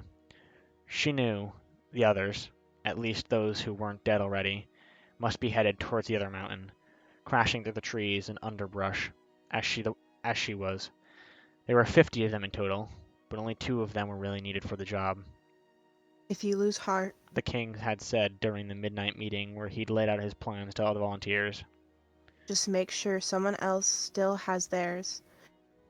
This a last resort, but it might also be our only choice. He told them. He He told them all were free to leave. None of them had. The rest of the camp had been told 2 things. When you hear the horn, run for your life, and don't tell Prince Tommy. The shopkeeper bounded over the boulders of overgrowth, and her heartbeat thundering in her ears. Hey! Shrista glanced back and found the 3 Green Army soldiers running after her. They were less used to the terrain than she was. She'd walked up this path a million times over the past week, but they were gaining on her, their swords raised and ready. The shopkeeper kept running, but her knees were screaming, her lungs on the verge of collapse. She was tired. So tired. The yell came from behind her. She tried to ignore it until it came again. She glanced behind her once more, stopping dead in her tracks when she realized what was happening. One of the enemy soldiers was on the ground, a small dagger embedded in the nape of his neck. The other 2 were doubling back, facing the attacker that must have followed them up into the forest. She caught sight of the brown hair, a small frame. Oh gods. This was the boy who had lied his way into the army, and had fought bravely in it until the very end. The shopkeeper glanced behind her, into the cave where her main objective was. She was so close, but the boy she saw was unarmed. The decision was already made. She ran back down the mountain, her axe in her hand. The soldiers had cornered the boy against a tree, their blades ready to cut at his life at 17 years. But this meant that their backs were their backs were to her, and they never saw her coming. Just pretend you're chopping down a tree. The general had taught them during their training phase at the castle. The axe will get the job done, but it'll take a few swings. It only took her 2. One through the neck, and the other through the skull. The 2 soldiers dropped dead at their feet. The boy stared up at her, breathing heavily, his face streaked with blood and dirt. It looked as if he'd aged 50 years in the day. The shopkeeper no longer recognized the young, foolhardy boy who'd run around the camp doing the most menial chores, grinning from ear to ear, taking the pride of being a part of something bigger than himself. He was battered and bruised, but bleeding. His eyes so haunted the shopkeeper couldn't help but wonder about all the things she'd seen since the sun rose over the battlefield. What was the word? What has the world done to you? She thought, but all she said was, Are you alright? The boy could nod wordlessly. You need to get out of here. She said hurriedly, already hearing more soldiers coming up the mountain. Here, take this. She shoved her axe into the boy's hands. The boy shook his head vigorously. I can't. He croaked. You need to protect yourself. She gave him a bitter smile. Trust me, kid, you need it more than I do. Now go. You know your orders. Back to the camp. Follow the sun. Before she could think better of it, she pulled the boy into her arms, hugging him tightly. For a moment, he could only stand there in listless surprise, and then she felt his arms close around her. He buried his head into his shoulders and let a single gut-wrenching sob. When the shopkeeper let go, there was a new spark in the boy's eyes, faint, but better than nothing. The boy turned, but lingered at the tree line. What's your name? He asked. Niki. She said. My name is Niki. See you later, Niki. The boy said, and was gone. She stared after him for a while, but her heart feeling lighter in ways she could not explain. But then a twig broke in the distance, heralding the arrival of enemy troops. The shopkeeper steeled herself one last time and headed for the cave. Inside, stacked from one end of the cave to another, connected to natural underground caverns that ran the length of the mountain, was the king's last resort, the only thing that stood between their kingdom and the certain doom. We will see our enemies burning the king had promised them on that first day, lifetimes ago. It wasn't exactly burning, but blowing them to kingdom come was an acceptable compromise. Flint was in her hand. All she could smell was sulfur, and the distant scent of irises. The pursuers were at the mouth of the cave, screaming as they realized what she was about to do. They might have begged. She would never know. I'll see you all in hell. She said bitterly, and struck the flint into flame. At the summit of the opposite mountain, in a cave almost identical, the captain did the same. This is you, For my Sam. kingdom. Sorry, this is you, Sam. Oh. It's okay. Sam. Sorry. Okay. For my kingdom. She whispered into the empty cave and let the fire fall. Niki hoped, at the very least, that they would plant the prettiest flowers over her grave. The explosions rocked the world. It rattled the very sun from its loyal orbit. Wilbur braced himself against the rock he'd stood once fearlessly on, and watched the mountains fall. Yes, the voices chorused. This was always meant to be. Wilbur had been there before. He'd dreamt it. He'd lived it. As an avalanche of rocks and earth cascaded into the valley, crushing anyone unfortunate enough to be left behind, friend or foe. Wilbur felt a tug of familiarity at his core. His ears rung from the violence of it all. The voices still screaming. The voices, the screaming, the blast that went on and on. Flocks of birds soared up into the sky, disturbed from their perches. They were the only survivors. When the dust settled, all Wilbur could see was a pile of devastation where the Blue Valley used to be, their enemies crushed by the thousands or buried alive on Wilbur's orders, and their allies. Wilbur bent over to the ground and vomited. Wilbur? Wilbur's ears were still ringing. He heaved the last of his stomach's contents, coughing up blood and spittle. There was no end to it. Wilbur. Wilbur turned, almost afraid of what he would find behind him. Tommy, his face pale and his eyes wide and staring, as if he'd never seen Wilbur before. Tommy. Wilbur croaked, Stop looking at me like that. Look away, look away, look away. What? Tommy's voice was so small. What the fuck did you just do? Can we go on a small intermission for a second? Sure. Yes. I have to Please. go I'm do eating something. food. Small intermission, everyone. That's it. Yeah, 'cause I have to go do something. Okay. How's I'll be right everyone? Blue! I'm here. You Oh joined my like gosh. ages ago. Oh! too. Yeah. Good, Logan. You're no longer needed. No, Logan, no. get the fuck out. Leave Logan, leave Logan, leave Yeah, Logan. No. I I fucking- want you to read, Blue. No, Blue. I Logan think read. I think I'm you just can saying read. Logan can stay. No, Logan can stay. I just mean like Logan. You can. No, you I would rather Logan. No, read I would rather because you. No, I think I would rather you read, Blue. No, because I've been stressed out ever since I realized I didn't have a key to my house. Well, I think that's fine. I think that's totally fine. I think you should read. I was legit bawling my eyes out half the time I've been here. I think you should read. Well, at least you're not anymore. Noah. Huh. I have to sleep in jeans tonight. Oh, that sucks. Read. L. You too. L. Okay, where are we? We are on Um, page. We are on page Oh. 116. Okay, Noah, I'm on my phone. Oh, okay. Yeah, never mind. So maybe Logan. Maybe. Okay, now hold on. Maybe. Maybe so Logan maybe Logan No, can because read. I can. We're somewhere. I know what page we're Oh. on. If you are actually willing to read, like we're on I 116. am willing to read, yes. Okay, we're on level. We're on page 116. 115. It's 15. Okay, what was Is it the last 15? line? The last line was what the fuck did he do? Or no, Okay. the last line was technically what the fuck did you just do? But we're gonna start with Crow saying what the fuck did he do? Oh my god, Hold on. This is so crazy. Hold on, I'll find it.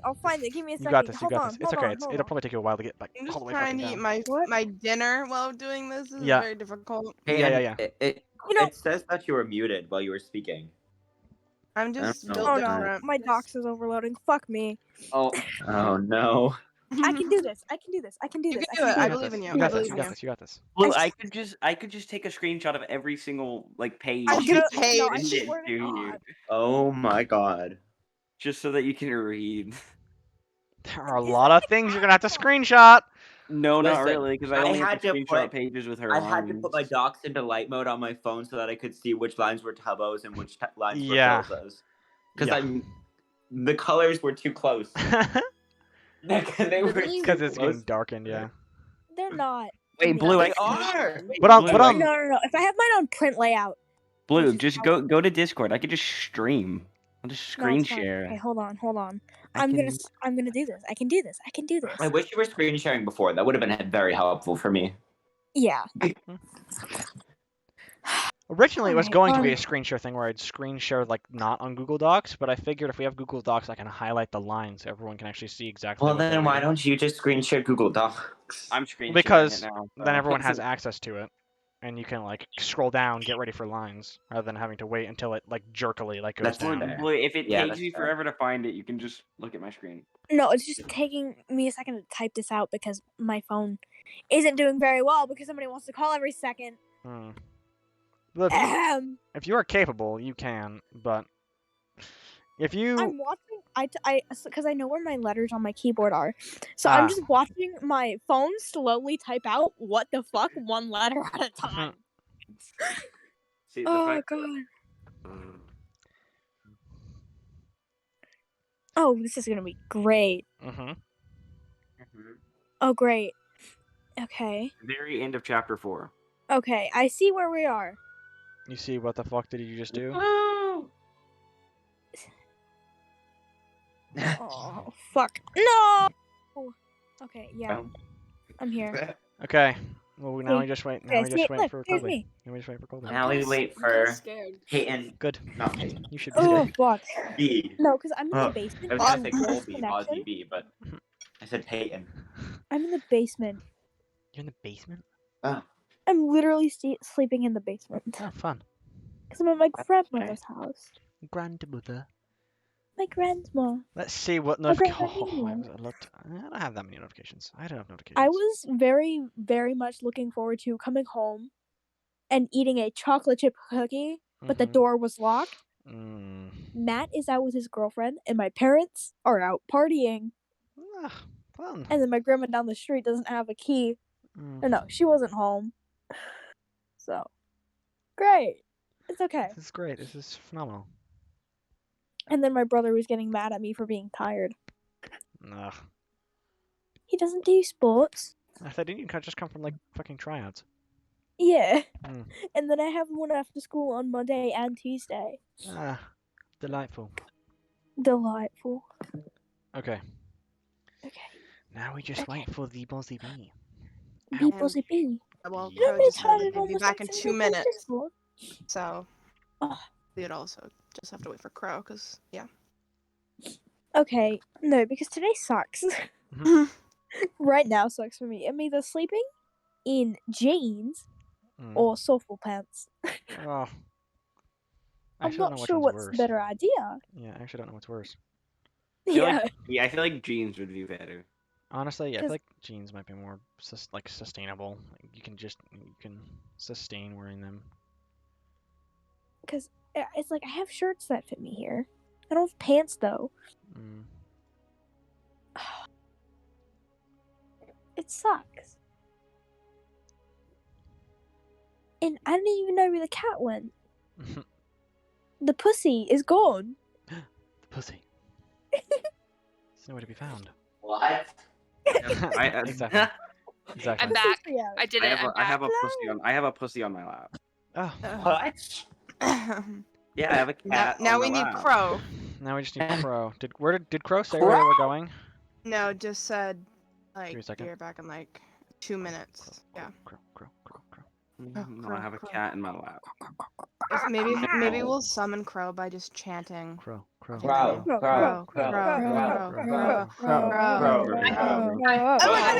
It worked!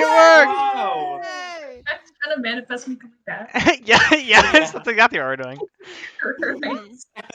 I mean, it worked. I was getting did food work. because my stomach is making the rumbling. This is true. This is reasonable. I just shoveled my food because every time I had a line, I'd like have like a fucking mouthful of potato, and I'm like, I gotta. Well, I have vegan cottage pie and heat it up because it was from last night. Somebody's gonna come downstairs and yell at me. I swear to God. I'll fucking fight them. See, I also had come to the conclusion that when you said cottage pie, I was like, what do you mean? And I realized that's shepherd's pie. Oh, I was really thinking like cottage cheese. I was so it's confused. see the thing is shepherd's pie is made with lamb, and cottage pie is made with the ground beef. But for some reason in America we call it shepherd's pie. Yeah. Yep. Because it's And I don't know why you but guys see, the thing is, I recently found that out through TikTok. So when Crow said that, I was like, oh, I know what they're eating. It's the correct. It's like Very the technically correct it's the one. correct terminology. I said cottage pie because like we use lentils for the ground beef. Yeah. Is everyone ready? Wait. Hold on. Sorry. Okay, I thought my door was coming downstairs. Okay. Okay, everyone ready? Yes, sir. Yeah. Yes. Okay. I have to mute. When Stop. did Sapnap go live? I have no idea. Like, It's maybe been live for 40 like minutes 10 ago. 40 minutes. Okay. Okay. Crow, we're starting with your line. All right. Tell me when. Go ahead whenever. What the fuck did he do? The war god demanded. He tried moving towards the king and the prince, but Techno was there, forever blocking his way. Don't take another step. Techno raised his trident, its prongs aimed towards the war god's chest. Your army is gone. There is nothing left to fight for. The god growled, his obsidian sword trembling in his grip. You think this hurts me? I died years ago. Techno took a deep breath, his hands still reeked of sulfur. Then, He said, exhaustedly, blood for the blood god. I shall kill you again. The war god jumped towards him, starting a cycle anew. You said no more secrets. Tommy's nails dug bloody crescents into his palms. You promised, Wilbur. They were all dead. They were all dead because of the man that Tommy couldn't bear to call his brother. He wanted to dig into his skin and rip out every part that was Wilbur's. He wanted to gut himself, tear it all apart from the inside out, if that was what it took to get rid of the screaming in his head. Wilbur wasn't meeting his eyes. Tommy marched up to him and grabbed him roughly by the collar. Fucking look at me, you piece of shit. Tommy screamed. The ground was still shaking. Or maybe it was just him. Hot tears spilled down his cheek. Tears of a rage too big for his body. How long have you been planning this? Was it from the beginning? Did you look our people in the eyes and never bother telling them that you were leading them to a slaughterhouse? Some of them had to have survived. Wilbur whispered, his words almost to the winds. I warned them. Tommy shook him violently. That's not the fucking point! He sobbed. Wilbur finally looked over at him, but there was nothing behind his dark eyes. I did what I had to do, Tommy. Was all he said.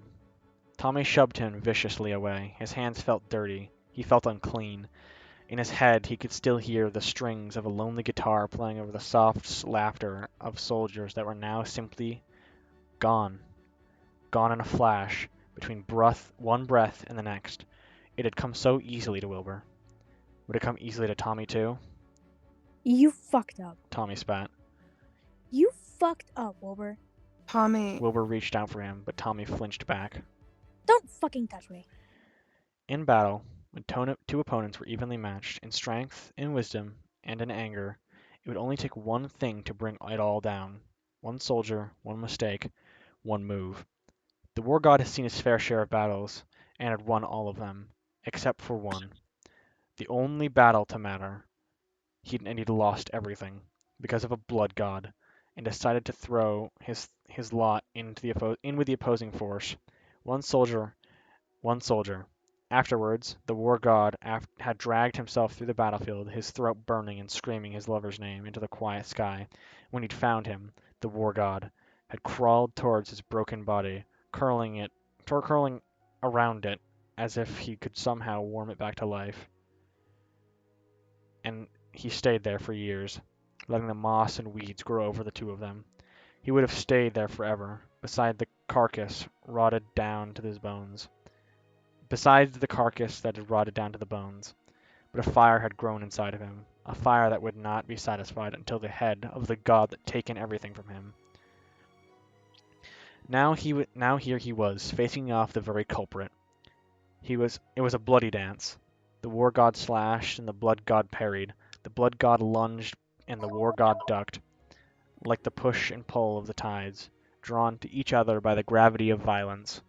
But it was all the war god needed. He knew there was a single chance. He would not waste it. Don't fucking touch me! The words were high-pitched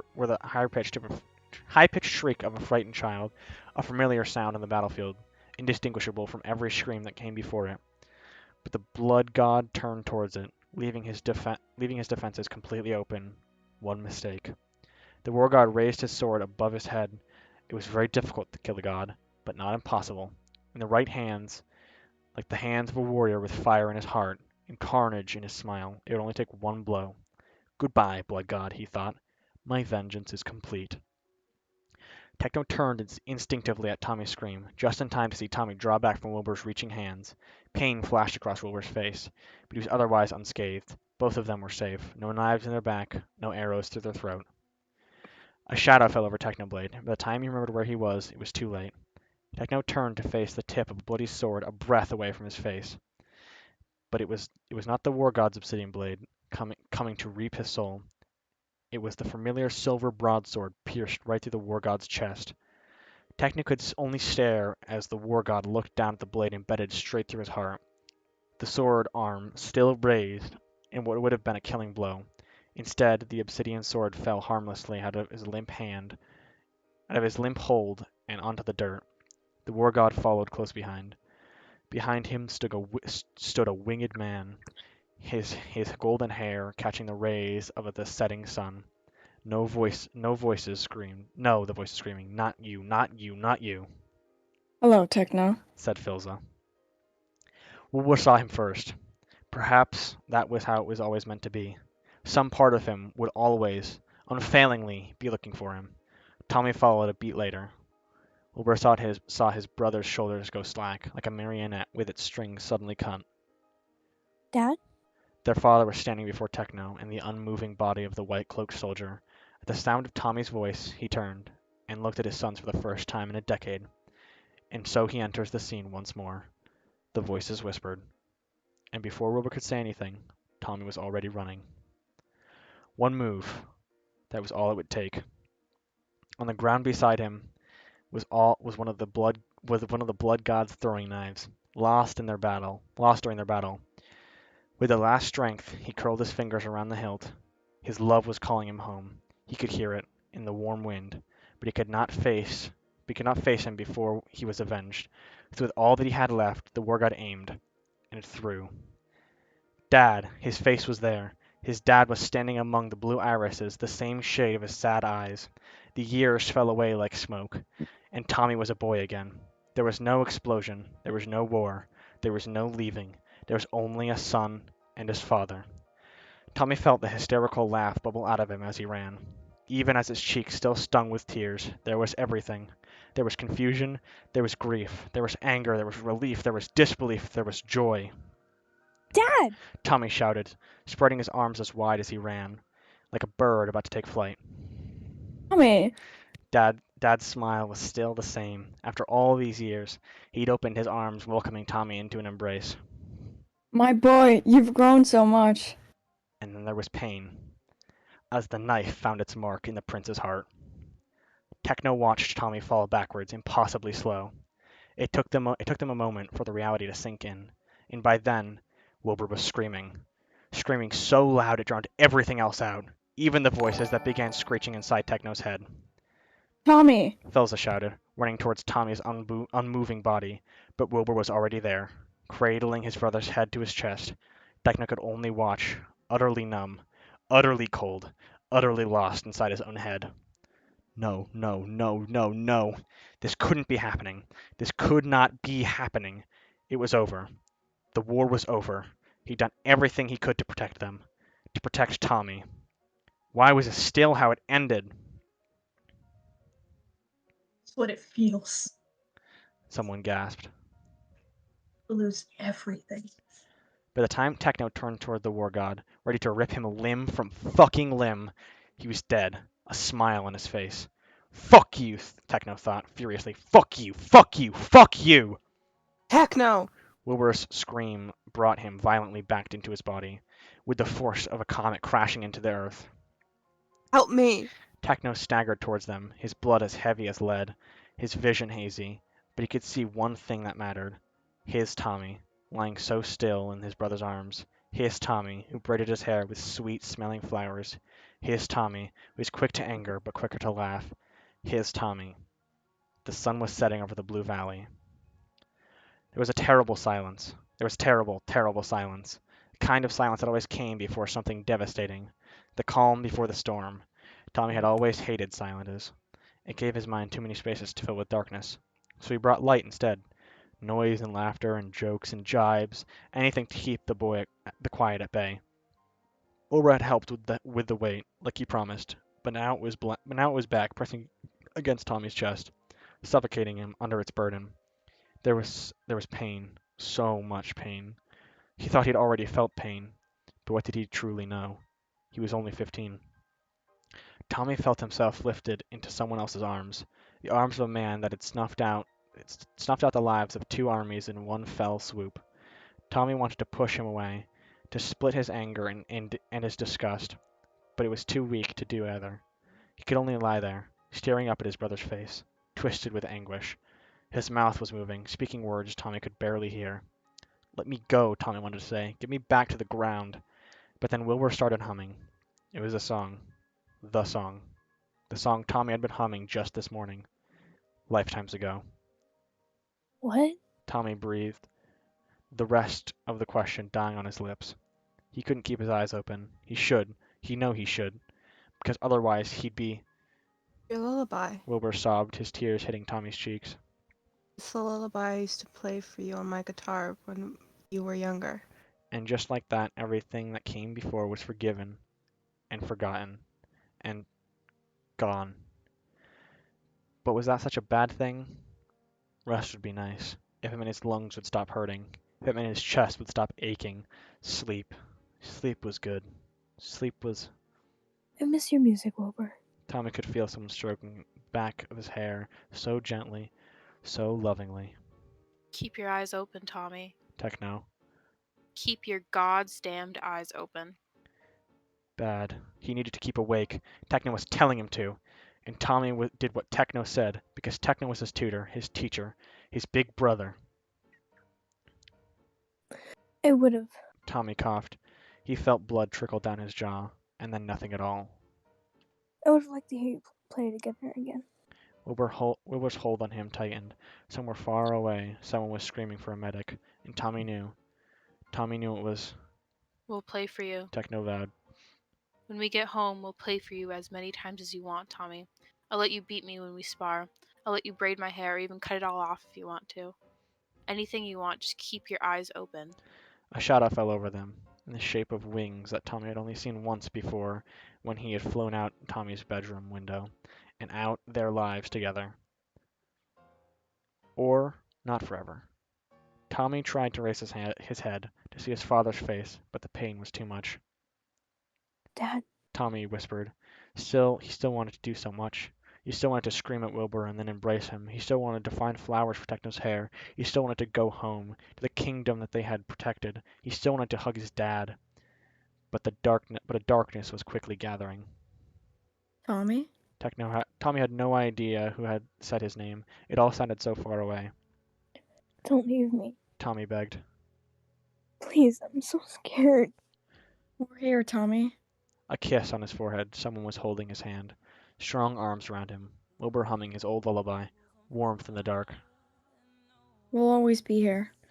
Too late. Thank you. Tommy breathed. Thank you. He had so much left to say. So much left to offer. Love, forgiveness, cheer. But he would leave it there until he woke up again. Tommy's eyes drifted shut. His mother's laughter never sounded clearer. Somewhere in the distance, the green god began to smile. Here, you son of a bitch! That's the end of the chapter, guys! Haha, funny. Haha, funny. Funny, That's so haha. funny. That's Fuck so you. funny. I was crying right before my last 2 lines, so I was trying to, not cry. How is everyone doing right now? I'm great. Yeah, am I the Great. only one not crying? No, I'm not crying. Okay, I'm not okay. crying. I'm an emotional person, so this is I'm surprised I'm not crying. I am too. I'm like a little bit surprised. Sam's Like, Sam's almost- doing great. Crow's having a great time. Noah, no, you owe me 5 diamonds, Noah. I almost Listen, choked on my pal. food when you were reading the last bits, and I was I was trying not to cry, but then inhale before the tears came as I put. Oh no. Oh my god. Sam! No, Sam! Sam, Microphones. Sam just sent me a snap of bawling her eyes out. Oh no, wait, hold on. So it made really, really good. Let's see Colby. Dying. Yeah, that's what I got too. I am not an emotional person at all. But that was so sad. Serene Core. Serene. Did you guys hear what McKinnon just said about the scenario? Huh. He said, "Rip Grandma, he's dead now." Like my grandma. I'm dead. Oh my god. See, the thing is like I'm on the verge, but like. See, okay, hearing you I guys have crying enough makes strength. me want to cry. Yeah. Like that's what I'm starting to be like. Like, My okay. throat made really great dying lines. It really did, actually. No, I'm not gonna lie. I was like, either Blue is crying or Blue's throat is really fucked right now, and it's really helping us out, honestly. It's really getting the point across. Oh my god. Blue, you did a very good job reading the dying kids' lines. That was nice. I like that you made it super convincing. Sam crying makes me want to cry. I know. I know. Crow and Sam are like bawling, and I'm like, no, please. No, cause my throat's been fucked over for the last like 3 days. So. Okay, but I'm We're not good. an emotional person Oh, at no. all. I'm an incredibly emotional person. I cried when someone said "I love you" to somebody for the first time in one of my books. Just wait until like the beginning of chapter 5. Like I feel like that's. Oh, like, chapter 5 is a very Yeah. fun start. It's very good. I'm very excited to see how that progresses from chat's perspective because like, Yeah. I thought Shrimp says Techno they're was crying. Gonna die. I thought Techno was gonna get I thought he was gonna throw it at Techno, but he didn't. And that was rude. Yeah, that's. he was fucking over. No, technically. in my in the way I don't know. Chapter 5 I feel like is worse than Chapter Tommy 5 actually is dying. Like, is I feel very like good. Chapter 5 Chapter is 5 way worse. And It's like the last so- two chapters are very good. Those me 5 Yeah. times if I don't cry over Passerine Like- in chapter 4. Yeah, But to be whatever. honest, you weren't there for the whole thing. That's. We'll go and reread the whole thing on call. See, I didn't even read the first 2 chapters. Like, Yeah. So. that was rude. I don't. Fuck. I got a tweak in the room that's making me happy. That's very good. Oh. Chapter 5 is very good. Blue's back. There we go. I was like, who left? I was actually like going through and I was trying to figure it out because sometimes I can't tell. Yeah, me too. I did not cry over Passerine. I don't. It's my dream movie. I don't want to accidentally people my dream movie. Please. It worked. Yeah, I accidentally because Odiun added me, so.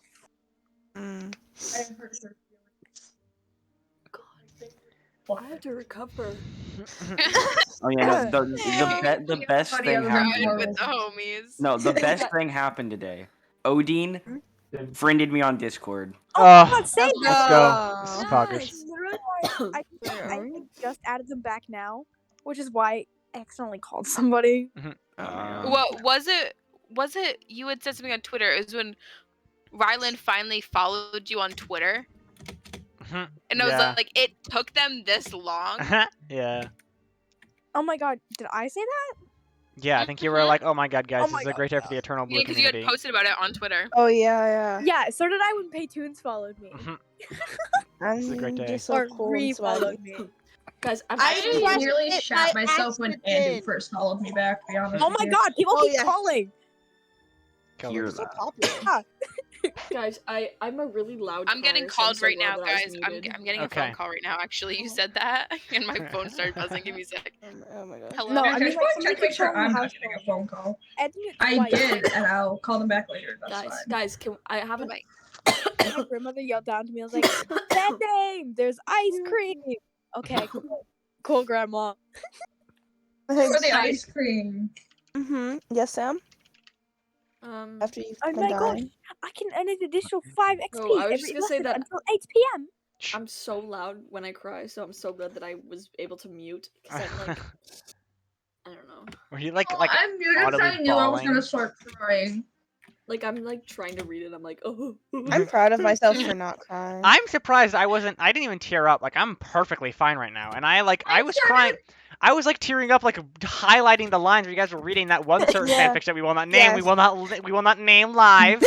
We will not name I was it. a great That narrator one for time. though. But you guys were reading it, you were narrating it really well, and I was just like kind of sitting over here, like kind of weeping while I'm like just highlighting the lines for chapter 4. You were like, Peyton, can you please stop? I'm crying. I need you to stop. I was crying as soon as Niki's line came up because I was like, I know what's coming up very I know. soon. I feel like the first time I had listened to it, that's what really got me. Because I was like, oh wait, no, Niki's sacrificing herself. And I was like, Puffy's sacrificing herself. And I'm like, and then Tommy follows, and I'm like, you're joking. I was like, what? Okay, but Oh wait, yeah, I gotta like go the- stream with Elizabeth later. Scared. Ooh, what are you guys doing? Crab game. I said I would be there for that. Fun fact, I can't see. I have character stuff I need to do, so I couldn't join. I said I was like, oh yeah, I'd be there.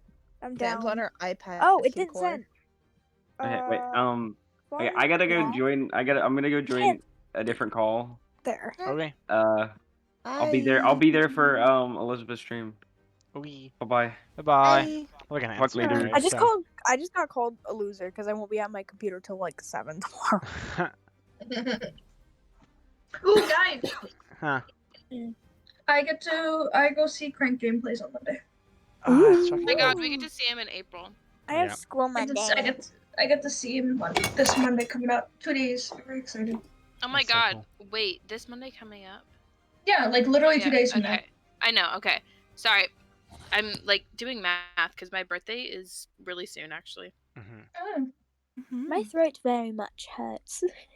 It very much helped me read my lines, but goddamn. You're doing good. Yeah, you did really good. You did a really good job. Please, I'm so scared. Stop.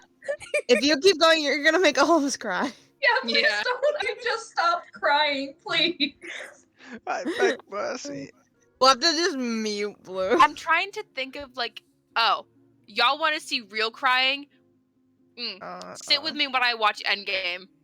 Oh my god, me too. Me too. No, I'm not even kidding. See, the last time I watched Endgame, I had gone through and watched all the movies in chronological order, right? Oh yes, And so I had finally gotten to Endgame, and I'm sitting there on the couch, and I'm like, no, Tony. And then I remember that Steve becomes old and goes back with Peggy, and it was like a full fucking like I had already calmed down from Tony dying and Nat dying, and it was just I was taking a video, I was sending it to Noah, and I was like, oh my god, wait, Cap becomes old and goes back to Peggy. And then she started crying more. It was really funny because it got to the point where I couldn't breathe. I was crying so hard. Her face looked like she had just been stung by a bee, and she was incredibly allergic to bees. And she was crying. Ironic. I've actually never been stung by a bee, and I stand by that. I don't think I have either, actually. I think I've been on my way to piss off a bee. So, I mean... Let's go piss off some bees. Yeah. Buzz, bitch. It's not that hard to piss. It's not that hard to piss me off. So. Oh, I know. Wait, let me see if I can find the video. Oh my god. Okay, I think. No, are you gonna end? Yeah, I'm gonna go end right now, but okay, I'm gonna go end real fast. I'll talk to you guys in a minute. Bye, chat. Bye. Bye, chat. Bye, chat. I'm also. The end of chapter 4 and the end of this stream. You guys enjoy? I liked reading. I didn't stutter as much as I thought I would. I mean, I stuttered still, but I did all right. I was all right. I read it pretty well. I don't think I stuttered as much as I thought I would. I hope you guys enjoyed the reading.